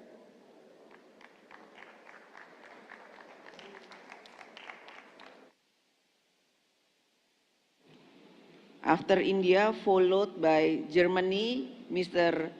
Ulehte. Honorable Chairperson, distinguished delegates, ladies and gentlemen, I am grateful to the Chair for according me an opportunity to express my views on the subject. As we all know, climate change and its associated extreme climate events can adversely affect the human developments. The rising temperature of Earth demands that we must act fast to ensure a sustainable future for the future generations. The latest IPCC report brings to us the urgency in this regard, as the threshold to act has been now limited to few more decades. If we fail to act, the climate of Earth would be irreversibly affected.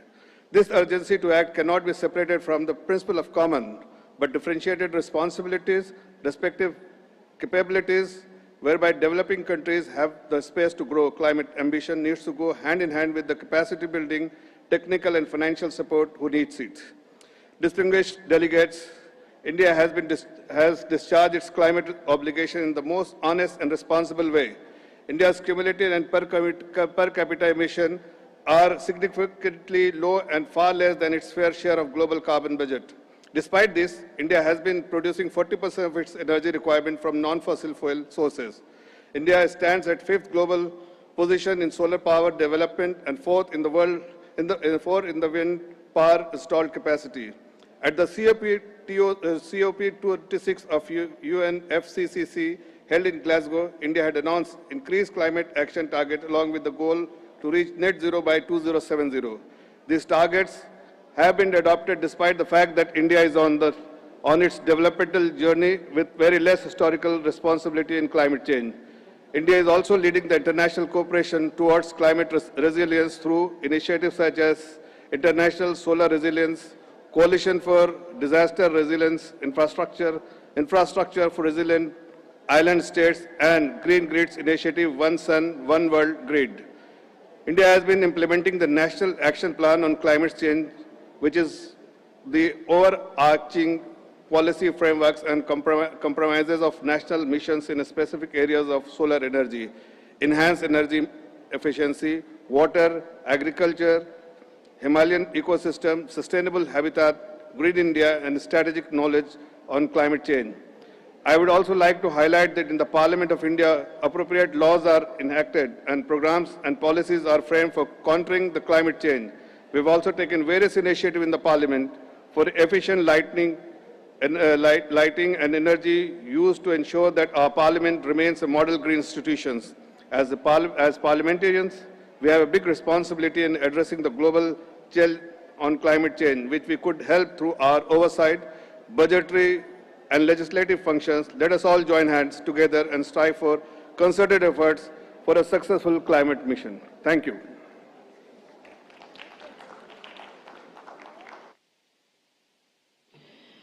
After Germany, followed by Mr. N. Aldo Sari from Arab Parliament.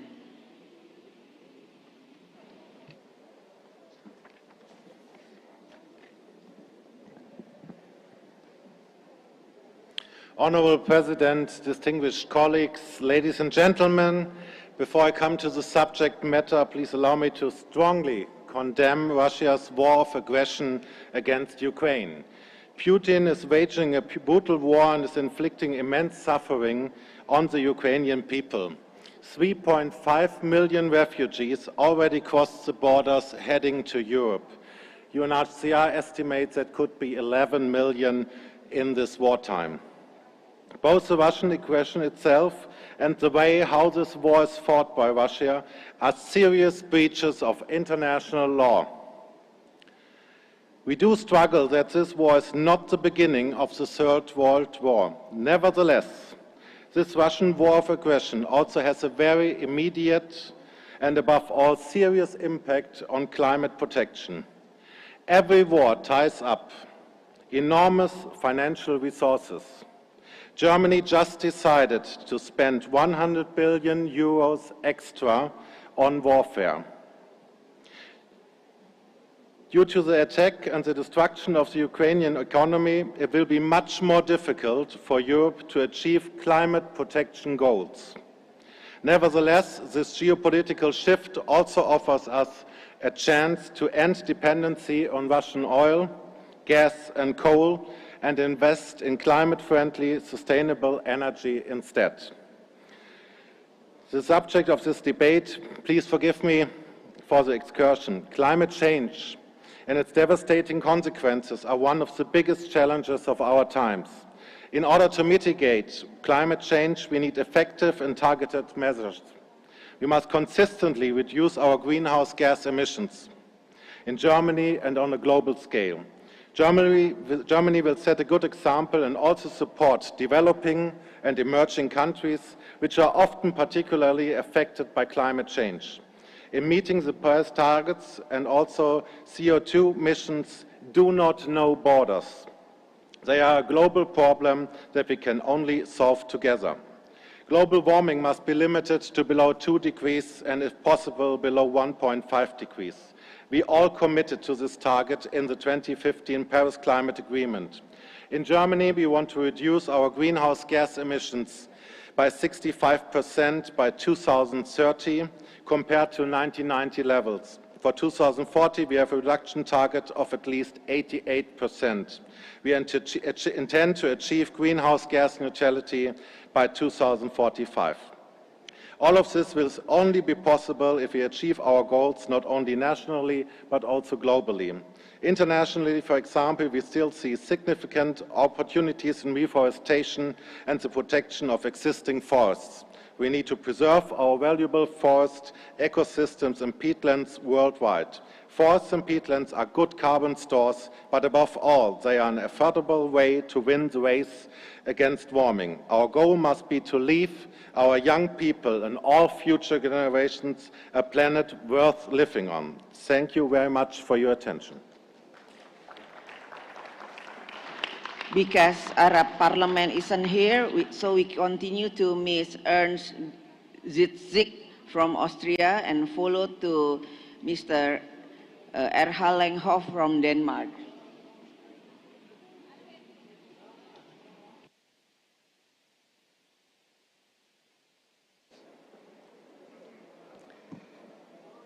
Dear colleagues, it is young people who will be most affected by the climate disaster, and we are here today to discuss how to secure our future. But it's impossible for me to continue with business as usual while the war in Ukraine is ongoing. It is a war of aggression led by one individual, deciding and forcing young men and boys to attack neighbor and to kill men, women and children for the sake of his imperialistic ideas. I was born in Poland during the communistic period. For this reason, my family fled to freedom to Austria.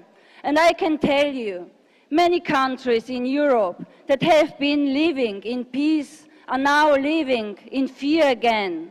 And to make it clear, it's not only an European issue, it's an international danger because the war will also have effects on the global economy and people's livelihoods. Both Ukraine and Russia are important wheat and fruit producers for markets such as Egypt And also Yemen, Somalia, Syria, Afghanistan will be affected as well. With the war ongoing, this year's harvest will likely fail, driving up prices and leaving many people unable to afford food. This is the first issue we need to tackle. Secondly, we must prove that crimes like this will never go unpunished. We must prove that international law is more than just words on a piece of paper. We must prove that it will be enforced by standing united in showing Putin all the consequences to his actions.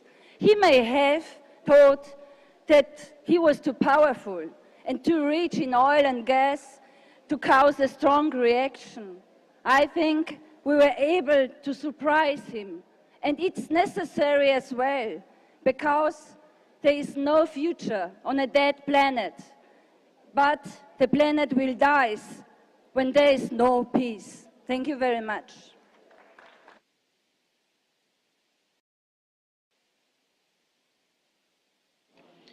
After Denmark, we'll follow by Ms. S. Hemdal from Norway.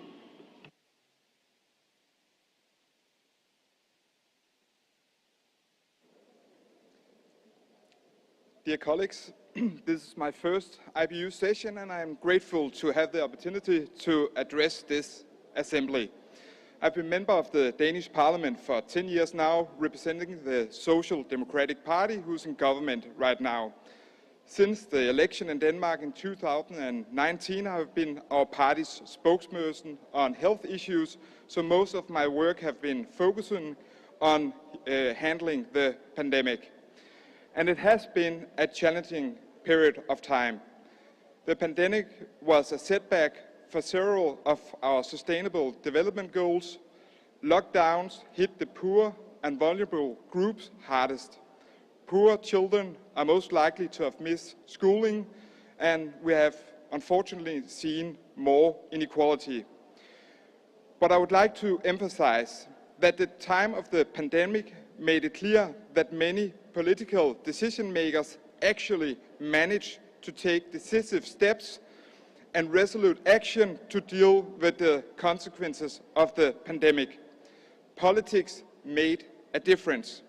In many ways, the COVID-19 have been a wake-up call for the global collaboration required to tackle all threats such as the climate change. While the coronavirus came without a warning, we already have a lot of facts and evidence about the climate crisis. There are no excuses not to react now, globally and locally. In January 2020, the WHO declared the coronavirus as a global health emergency. It helped increase national and international attention. I believe we also need an emergency call for the climate to make it clear for everyone that action is urgently needed for the sake of our children and future generation. Before finishing my speech, I would like to express my deepest solidarity and support to the Ukrainian people fighting for freedom, democracy, and their lives. The fact is that if the Russian and Putin stop the fighting, there'll be no more war. But if Ukraine stop the fighting, there'll be no more Ukraine. So Putin, Mr. Putin, this message is for you. Stop the war, stop the aggression of Ukraine. Thank you.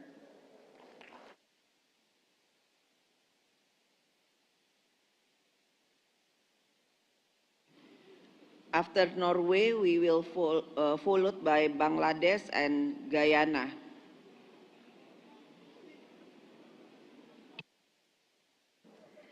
President, dear colleagues, it's a great pleasure for me to be here with all of you in the beautiful Nusa. I'm very proud of representing my city, Bergen, the ocean capital in the ocean country, Norway. Far up in the cold north, where we have a long history and tradition of seafaring and harvesting from the sea. For us Norwegians, the ocean is the most important source of income. We have to take good care of the ocean while we harvest from it in a sustainable way. We must be able to do both at the same time. We need to have a sustainable ocean economy. In 2007, a whale stranded not so far from my hometown. Unfortunately, it was very ill and we had to end its suffering. President, the whale's stomach proved to be completely filled with plastic. More than 40 plastic bags, to be more specific. This news story of the plastic whale made the headlines worldwide and attention to the problem with plastic litter in the ocean. According to a study done by the World Economic Forum, by 2050 there will be more plastic than fish by weight in the ocean.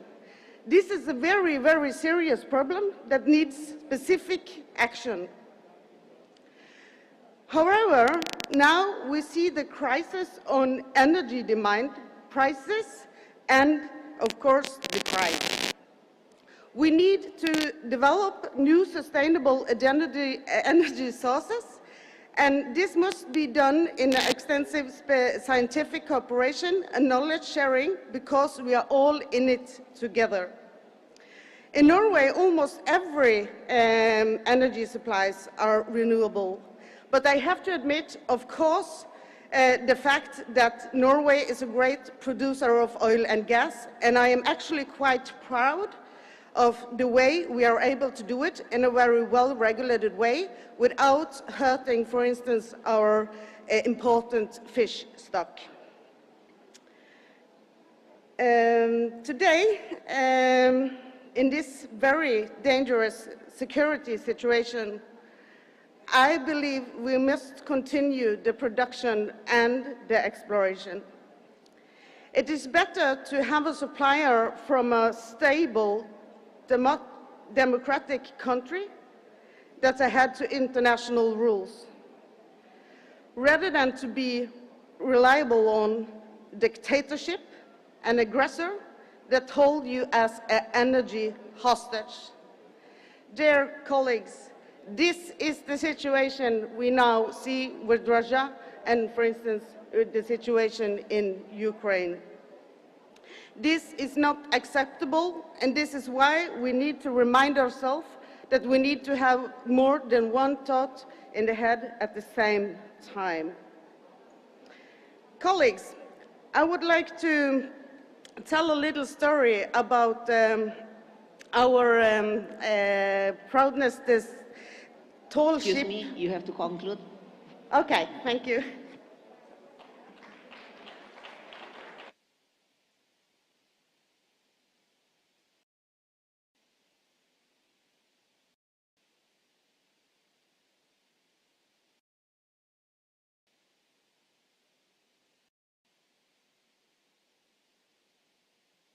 Bismillahir Rahmanir Rahim. Honorable Chair of the session, Excellencies, distinguished guests, ladies and gentlemen, Assalamu alaikum and very good afternoon to you all. First of all, I would like to thank the IPU and the host Parliament of Indonesia for giving us the opportunity to physically take part in the 144th IPU Assembly in this beautiful city of Nusa, Bali.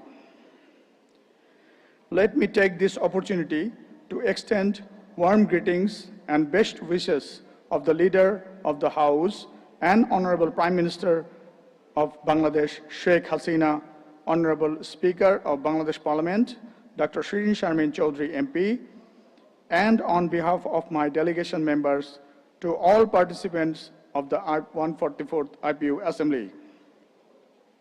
Distinguished guests, we achieved our independence in 1971 through a glorious liberation war under the leadership of our father of nation, Bangabandhu Sheikh Mujibur Rahman. In our liberation war, people of all walks of life had voluntarily participated. the youth had a glorious contribution in the liberation war. Therefore, the indomitable spirit and inner strength of the youth is beyond description. The pages of the history are also filled with the heroic song of the youth. Bangladesh Parliament has been the center of all political activities of the government. The members of the Parliament has been playing a pioneer role in implementing the development of the present-day government. Young people are often excluded, overlooked, and political candidates. Politics is typically regarded as a space for political experienced men. Young people are often systematically marginalized because of their young age. Interparliamentary Union, IPU, has a report where it says the people between the ages of 20 and 44 make up 57% of the world's voting age population, but only 26% of the world's members of the parliaments. Young people under the age of 30%, 1.9 of the world's MPs, and more than 80% of the world upper house of parliament have no MPs aged under 30. While young people often play central and catalyzing role in movement for democracy around the world, they are less engaged than older generation in voting and party activism. Bangladesh is no exception to that. The youth are the future of the next generation. Believing this, the present government, under the dynamic leadership of Honorable Prime Minister Sheikh Hasina, is trying her best to engage the youth of the society in the nation-building activities. Therefore, keeping this in mind, she has taken bold steps in giving a good member of young people her party nomination to contest national parliamentary election. I firmly believed that it is important to involve youth as key stakeholders and decision makers. There can be no strong democracy, no lasting peace, and no sustainable prosperity without the contribution of young people, who represent a major segment of the population all over the world. All societies need the power of youth to achieve a better future. Young people have a long life ahead of them and must consider world forum and long-term perspectives. This means the youth empowerment can be enhanced the sustainability of our communities and our world. We emphasize the need for democracy to be more representative of young people. It is my hope that the young people become a parcel of political decision-making process and the legislative and governmental level, as well as the national and local level. For this, we need to start your empowerment in political in the early years of schooling. As Parliament, we have a critical role to play, ensuring the balanced and inclusive participation of the youth in parliamentary and political issue. With this hope, I conclude my speech. Thank you all for giving a patient hearing. Jai Bangla, Jai Bangabandhu. Thank you. After Guyana, Mr. C. Jones, we will follow Mr. D. Cardin from United Kingdom, and followed by Mr. G. Haltberg from Sweden. And remember, your time only 2 minutes, please, to be punctual. Madam President, distinguished delegates from parliaments around the world. I am certain that many of us have seen the devastating effects of climate change and rising sea levels. It is important to note that my country, Guyana, 80% of its population lives below the coastal regions. And I'll repeat this. My country, Guyana, is one of the countries of the world that is vulnerable to climate change and rising sea levels. it is important to note that close to 80% of Guyana's population live in the low-lying coastal regions. The capital city of Georgetown relies on seawalls for protection. Madam President, it was the Intergovernmental Panel on Climate Change, IPCC, in its 2021 report, has Georgetown listed as one of 9 cities that will be underwater by 2030, a mere 8 years from now. Guyana's coastal plain is flat and below sea level, making it prone to sea defense breaches, flooding, and intrusion of salt water into residential and agricultural communities. Guyana's sea defense protecting the coastline is fragile and requires repairs in many areas. Our forests provides ecological and environmental services to humanity. On April the 22nd, 2016, the government of Guyana, in recognition of its responsibility to contribute to the global efforts to combat climate change, signed the Paris Agreement at the United Nations in New York. Though a small developing nation, Guyana, through the pursuit of a green economy, pledged to spare no effort to contribute to both a sustainable future and to an effective global response to climate change.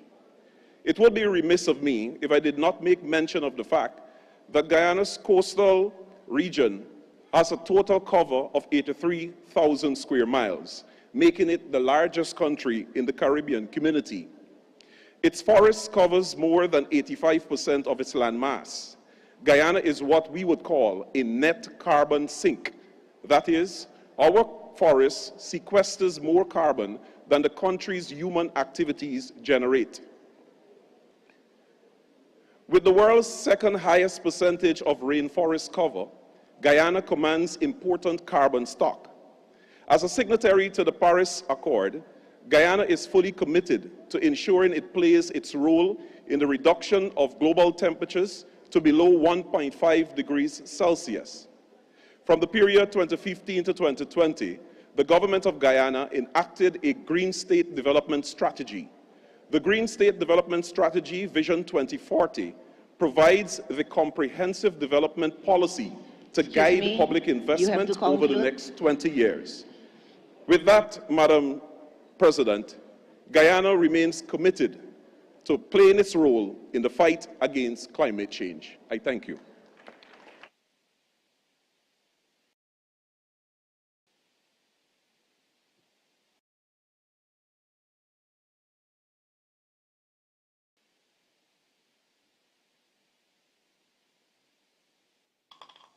Okay, now in English.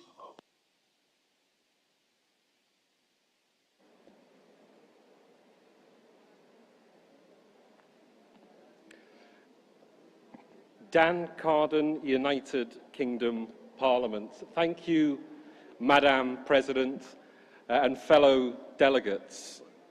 I can only say Parliament for Liverpool Walton because 180 years ago, my great-great-great-great-grandfather emigrated from Ireland to escape famine. He left Ballina in County Mayo with his young wife, crossed the Irish Sea and made Liverpool his home. Liverpool is one of the great ports of the world, known for music, for football, for culture. We are home to the oldest black community in the UK, the first Chinese community in the whole of Europe, and England's first mosque. We are a city of migrants that looks outwards to the world. And I'm all too aware that my role as a Member of Parliament is to carry forward the hopes and aspirations of the people I represent. But I see the possibilities of this Assembly, of parliamentarians from 178 nations, to renew the fight for freedom, justice and peace in the world, promised in the Universal Declaration of human rights adopted in 1948 after the atrocities of the Second World War. And if we want freedom, justice and peace in the world, we must guarantee those promises in the lives of each person and every community in each of the nations that we represent here today. But in a rapidly changing world where climate catastrophe, food insecurity, poverty, inequality, conflict and war drive further political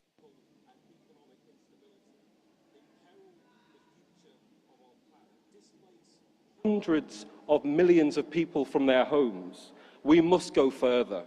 We must reaffirm the roots of human rights in the inherent dignity of every human being, if we are to rise to the challenge of mass displacement. The brutal war in Ukraine has already created 4 million refugees. A 1 meter rise in sea level would displace 40 million people in Bangladesh alone. And globally today, there are 281 million displaced people already. And so the challenge is not just how we speak for those who elect us, but how we defend those people with no voice, with no home, and with no hope. We must guarantee the rights and give dignity to every man, woman, and child on the move.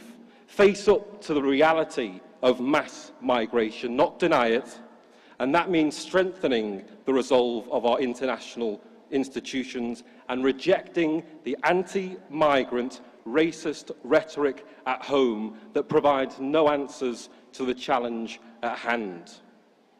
The root causes of mass displacement will only be addressed through cooperation and solidarity, and everyone here today has a role in playing to build it. Thank you.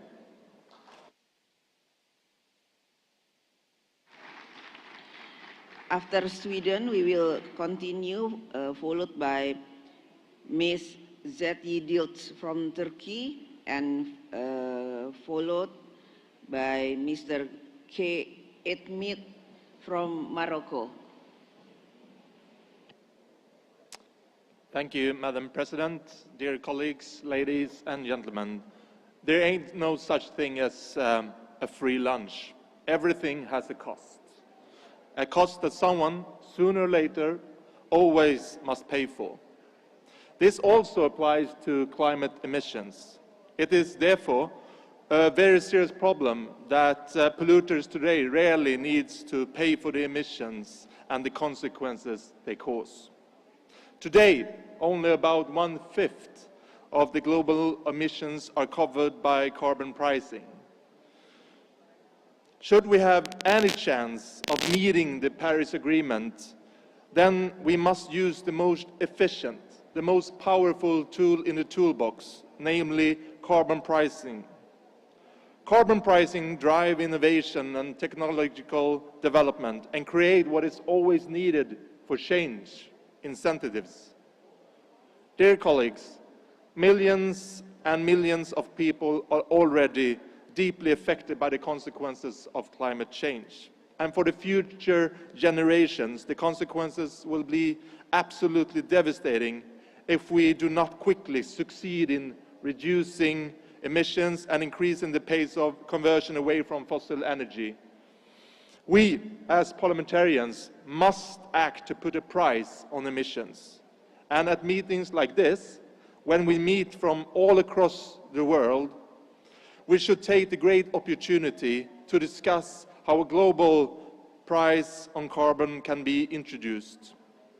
To reach zero emissions, we need to rapidly move away from zero cost on emissions. The polluter pay principle needs to be implemented globally. Otherwise, we will miss both the 1.5 and the 2-degree targets, with costs and consequences for the world that is hard to even imagine. There ain't no such thing as free emissions. Let the polluter pay. Thank you.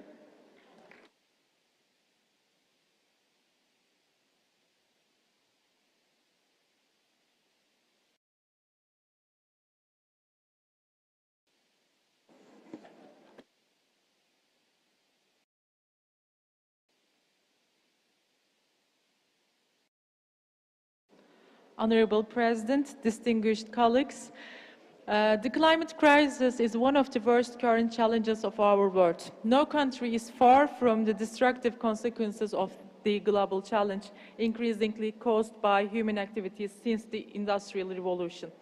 We take the responsibility to act immediately, fight the climate crisis. Close international cooperation is essential in the struggle. However, countries are not able to fight against climate change on equal terms. There is an urgent need for adaptation and resilience building to support countries in need. Sharing technology, best practice, and know-how is essential for climate resilience building.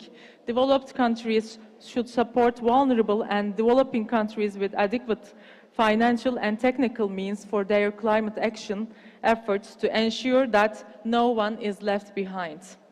Aware of the urgency of the climate action, Turkey contributes in an active manner to efforts for combating climate change.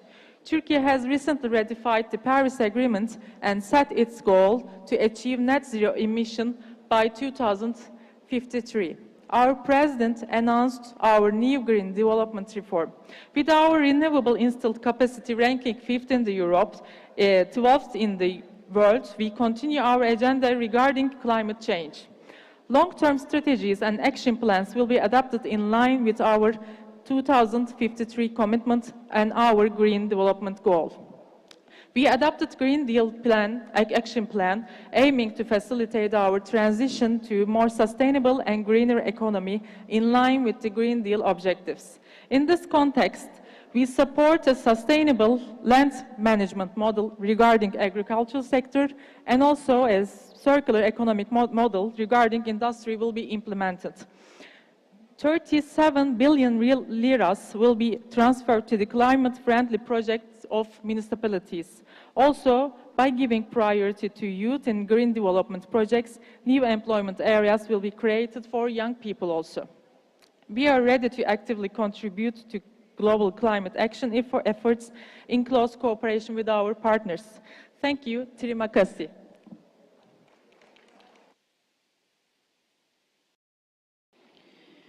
After Morocco, followed by Ms. E. Azad from Iran and Mr. F.F. Muyumba from Democratic Republic of the Congo. شكرا سيدة الرئيسة. اسمحوا لي في البداية أن Thank you, Mrs. Chair. Let me say that youth is the victim more than their parents, and therefore many of them are now stimulated and encouraged in order to face this challenge of reducing the carbon emissions, in order to further exert pressure on the governments in order to help this category. Youth today should take the initiative of changing their individual behaviors in their lifestyle. As youth parliamentarians, we are committed in changing the climate. We need to have an immediate transition by 2030 that would be given in the priority to sustainable development with the 1.5 degree within reach. And we are also confirming the necessity of financing different capacity building and different research in order to have good energy transition, in order to give further support to all vulnerable categories of populations and which are mostly affected, especially youth, women and local communities and the climate refugees.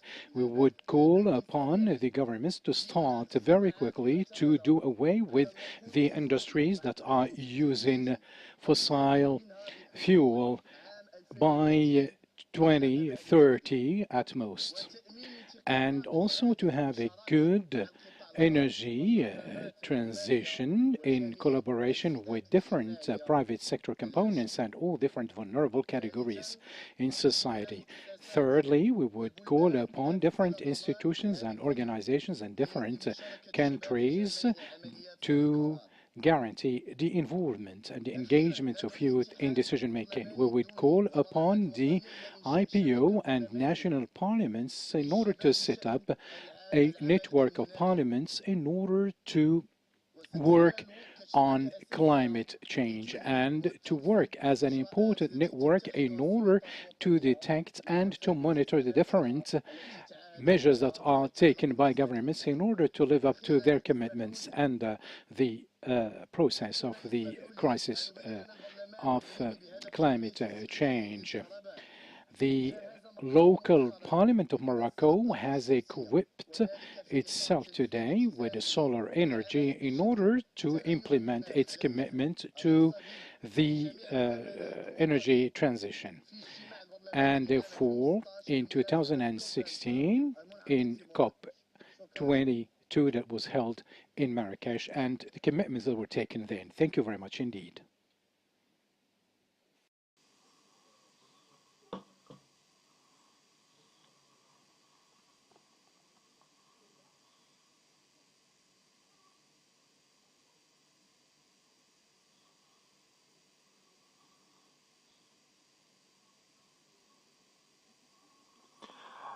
In the name of God, the most compassionate, the most merciful, distinguished colleagues, ladies and gentlemen, the negative impacts of climate change in Iran are significant. The environment, people, and economy have suffered from climate change. The situation has brought the climate change at the top of our priorities in Iran. The government has national adaptation and resilience as well as GHG emission reduction programs, especially in the energy sector. The Islamic Republic of Iran, as the party 10 to the UNFCCC, also has signed the Paris Agreement, and the parliament is considering the respective legislation for ratification of the PA.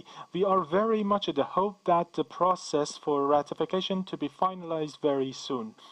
This very important meeting should address the challenges in reaching the goals of the UNFCCC, the PA, along with the national contributors, including NDCs, identify and elaborate ways and means to resolve them. The most challenging obstacle in implementing the convention and PA, and as such, realization of their internationally agreed goals is a lack of means of implementation for the developing countries, including finance, technology transfer, and capacity building. In this context, political factors, especially the most affecting factor, which is unilateral coercive sanctions and embargoes imposed on the members, have constituted a major obstacle in implementation of commitment plans and programs by the members under convention and the PA.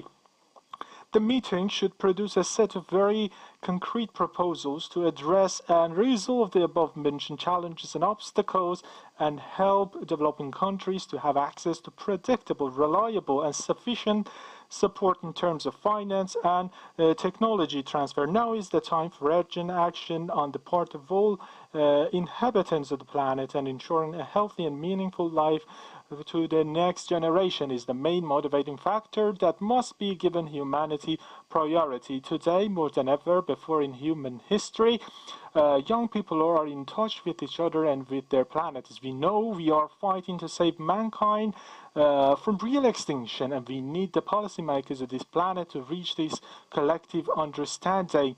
The climate has changed today, so are we as young parliamentarians need the immediate adoption and implementation of climate policies around the world. Last but not least, I would like once again to reiterate the special circumstance of Iran under the current illegal, unjust, unilateral, and unprecedented coercive sanctions, and re-emphasize that the Islamic Republic of Iran, without having access to the means of implementation, would not be able to address the climate change issues or deliver its national adaptation and mitigation plans and progress.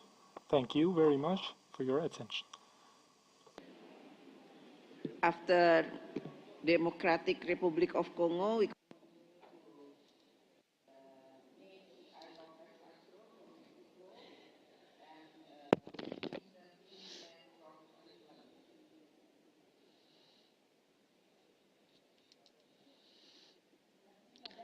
Thank you, Madam Chair, for giving me the honor and granting me the opportunity to speak at this 144th Interparliamentary Union Assembly.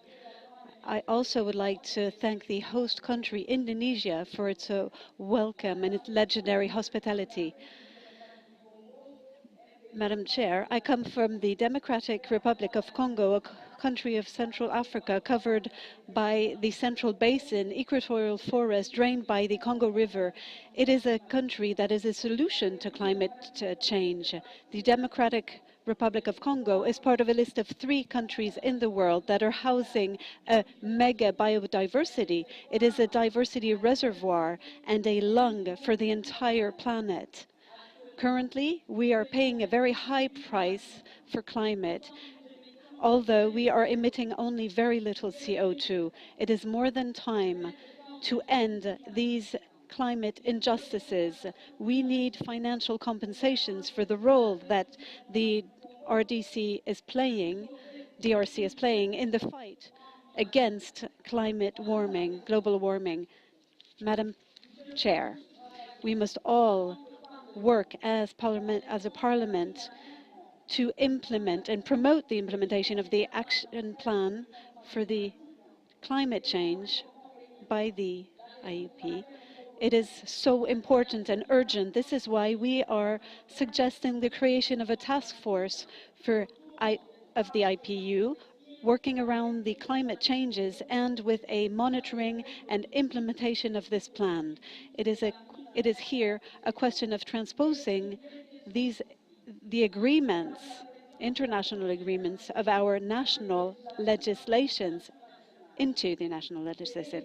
These 2 levels of national and international commitment strengthen one another mutually. It is also about having credit budgets available that are well adapted to foresee solid mechanisms of control and governmental action on climate.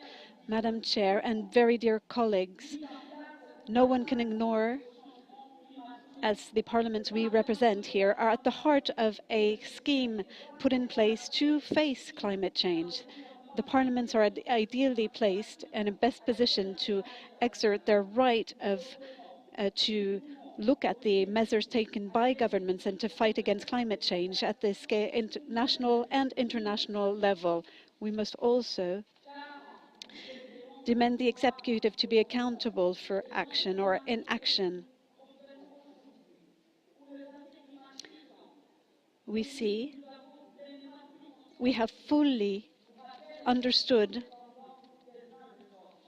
that we need one another, that our actions have consequences not only for us, but for the rest of humanity. So there is no question for us to have a double penalty. The countries of the South cannot continue to pay the price for the problems created by the countries of the North. This is why we must respect the principle polluter pays. Let's act now to save the planet and my country, the DRC, remaining the greatest solution for the world alongside with other forestry giants as Indonesia and Brazil. This international recognition to this effect is non-negotiable. Congo must receive financial compensations for services given to the entire humanity. It is also a right, and this is the justice we need. Thank you.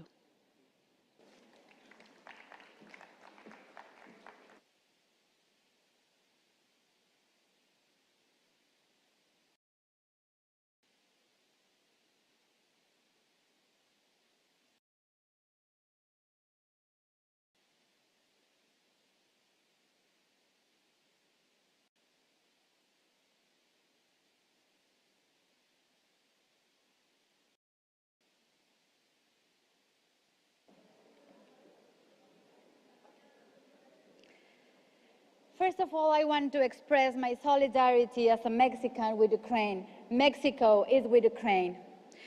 As parliamentarians, we have the power to act.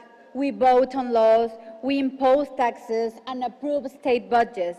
We oversee the operations of government and have direct access to the ministers, prime ministers, president. We can influence national policy and build strong frameworks and establish stronger influence national policy through climate change. Let me briefly share some of my country's experience. Over the several years, the government of Mexico has rolled back support and investment in renewable energy, prioritizing fossil fuels projects instead. In December of 2020, Mexico submitted an updated national determined contribution to the Paris Agreement that retains the same targets submitted in 2015, but does include more measures for climate adaptation and natural climate solutions. Key goals under Mexico's NDC include, by 2030, reduce greenhouse gas emissions by 22% and black carbon emissions by 51% over a business-as-usual scenario. Reach a net zero deforestation rate by 2030. Prevent and manage the negative impacts of climate change, especially among communities facing the most significant social inequalities. Promote sustainable and resilient food production system. Parliamentarians, we have the obligation to step up its efforts toward combating climate change.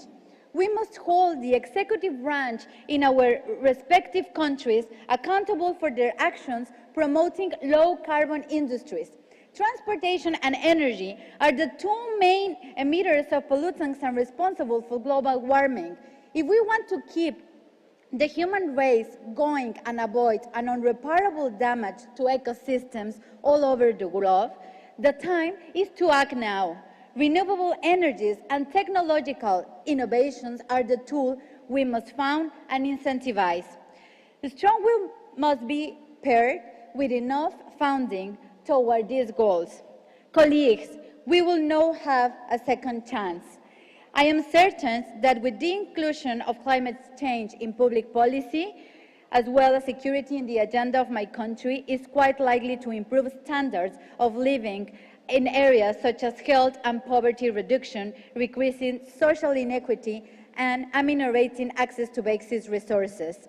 To reduce emissions from oil and gas, fight for deforestation, and support nature-based are solutions against the climate change Mexico is committed to. Thank you very much.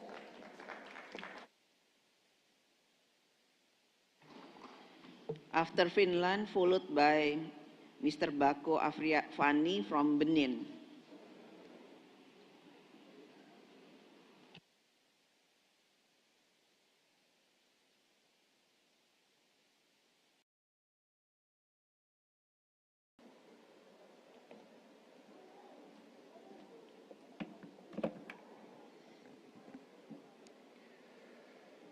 Dear colleagues, for most of us, it has been clear that climate change requires a transition out of fossil fuels.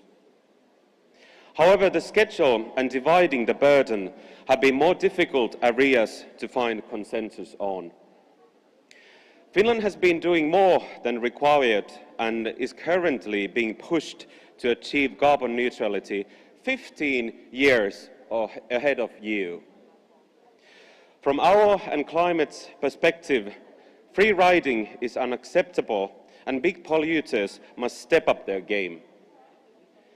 The latest month has shown that if countries are not ready to replace the use of fossil fuels with renewable energy, the climate will not be the sole victim. Accepting current energy dependency means also accepting dependency on countries exporting fossil fuels, such as Russia. When seeing footage of bombed hospitals or hearing news of killed children by Russian forces in Ukraine, it should be indisputable. Our energy supplies simply cannot continue to rely on a regime responsible for these ongoing war crimes. Not being self-sufficient in energy is limiting countries' ability to react, and the price is currently being paid by innocent people facing massacre. Should we continue like this, even more people around the world are set to face persecution by oil-funded regimes. By phasing out fossil fuel imports, countries are not only investing in the future of our climate, but also in the future of democratic nations. It would mean depriving the strongest tool of extortion from those who wish to use it against the democratic world and peace. Thank you.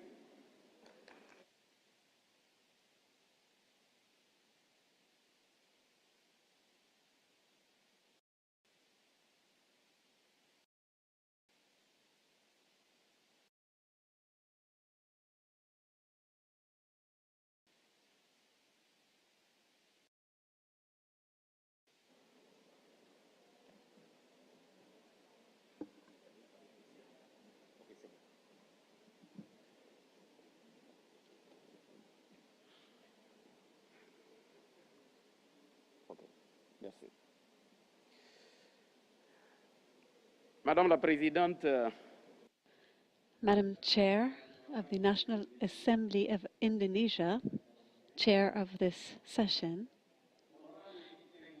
honorable and distinguished delegates of different countries here present, distinguished participants, I would like to rejoice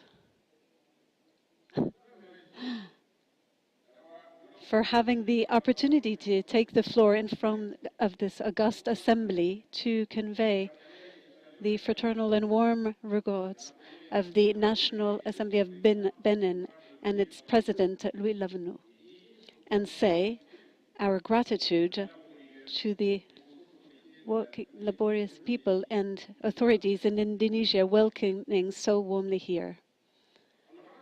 Honorable delegates, climate change is not only a challenge, but an ultimatum that is common, launched to the entire humanity, and faced with we must more and more implement the saying that translates the mindset and multilateralism that we are also attached to, which is thinking globally and acting locally. The report of the Internal Group of 2017 classifies Africa amongst the most threatened countries, and namely because of the increase of the sea level. This increase in terms of sea level threatens African coasts in Western Africa. Indeed, for countries such as Benin, Ghana, Togo, and Nigeria that share these oceans and create a megalopolis of thousands of kilometers hosting millions of inhabitants, almost 40% of the urban populations where is most of the economic production and services. These countries are more than ever threatened by this increase of sea level. Faced to this collective peril, my country, Benin, has not only ratified the great international instruments like the Kyoto Convention or Paris Agreement, but also adopted a series of bills and laws to face climate change. For the first time in our country's history, a law was voted in favor in 2018 on climate change concerning all areas. And this is why complementary laws were adopted with a report to protect coastal areas and to fight against the use of plastics. Ladies and gentlemen, I would like right now to research the commitment of our country to pursue actions in relation to climate change alongside with the international community in the same mindset. Thank you very much.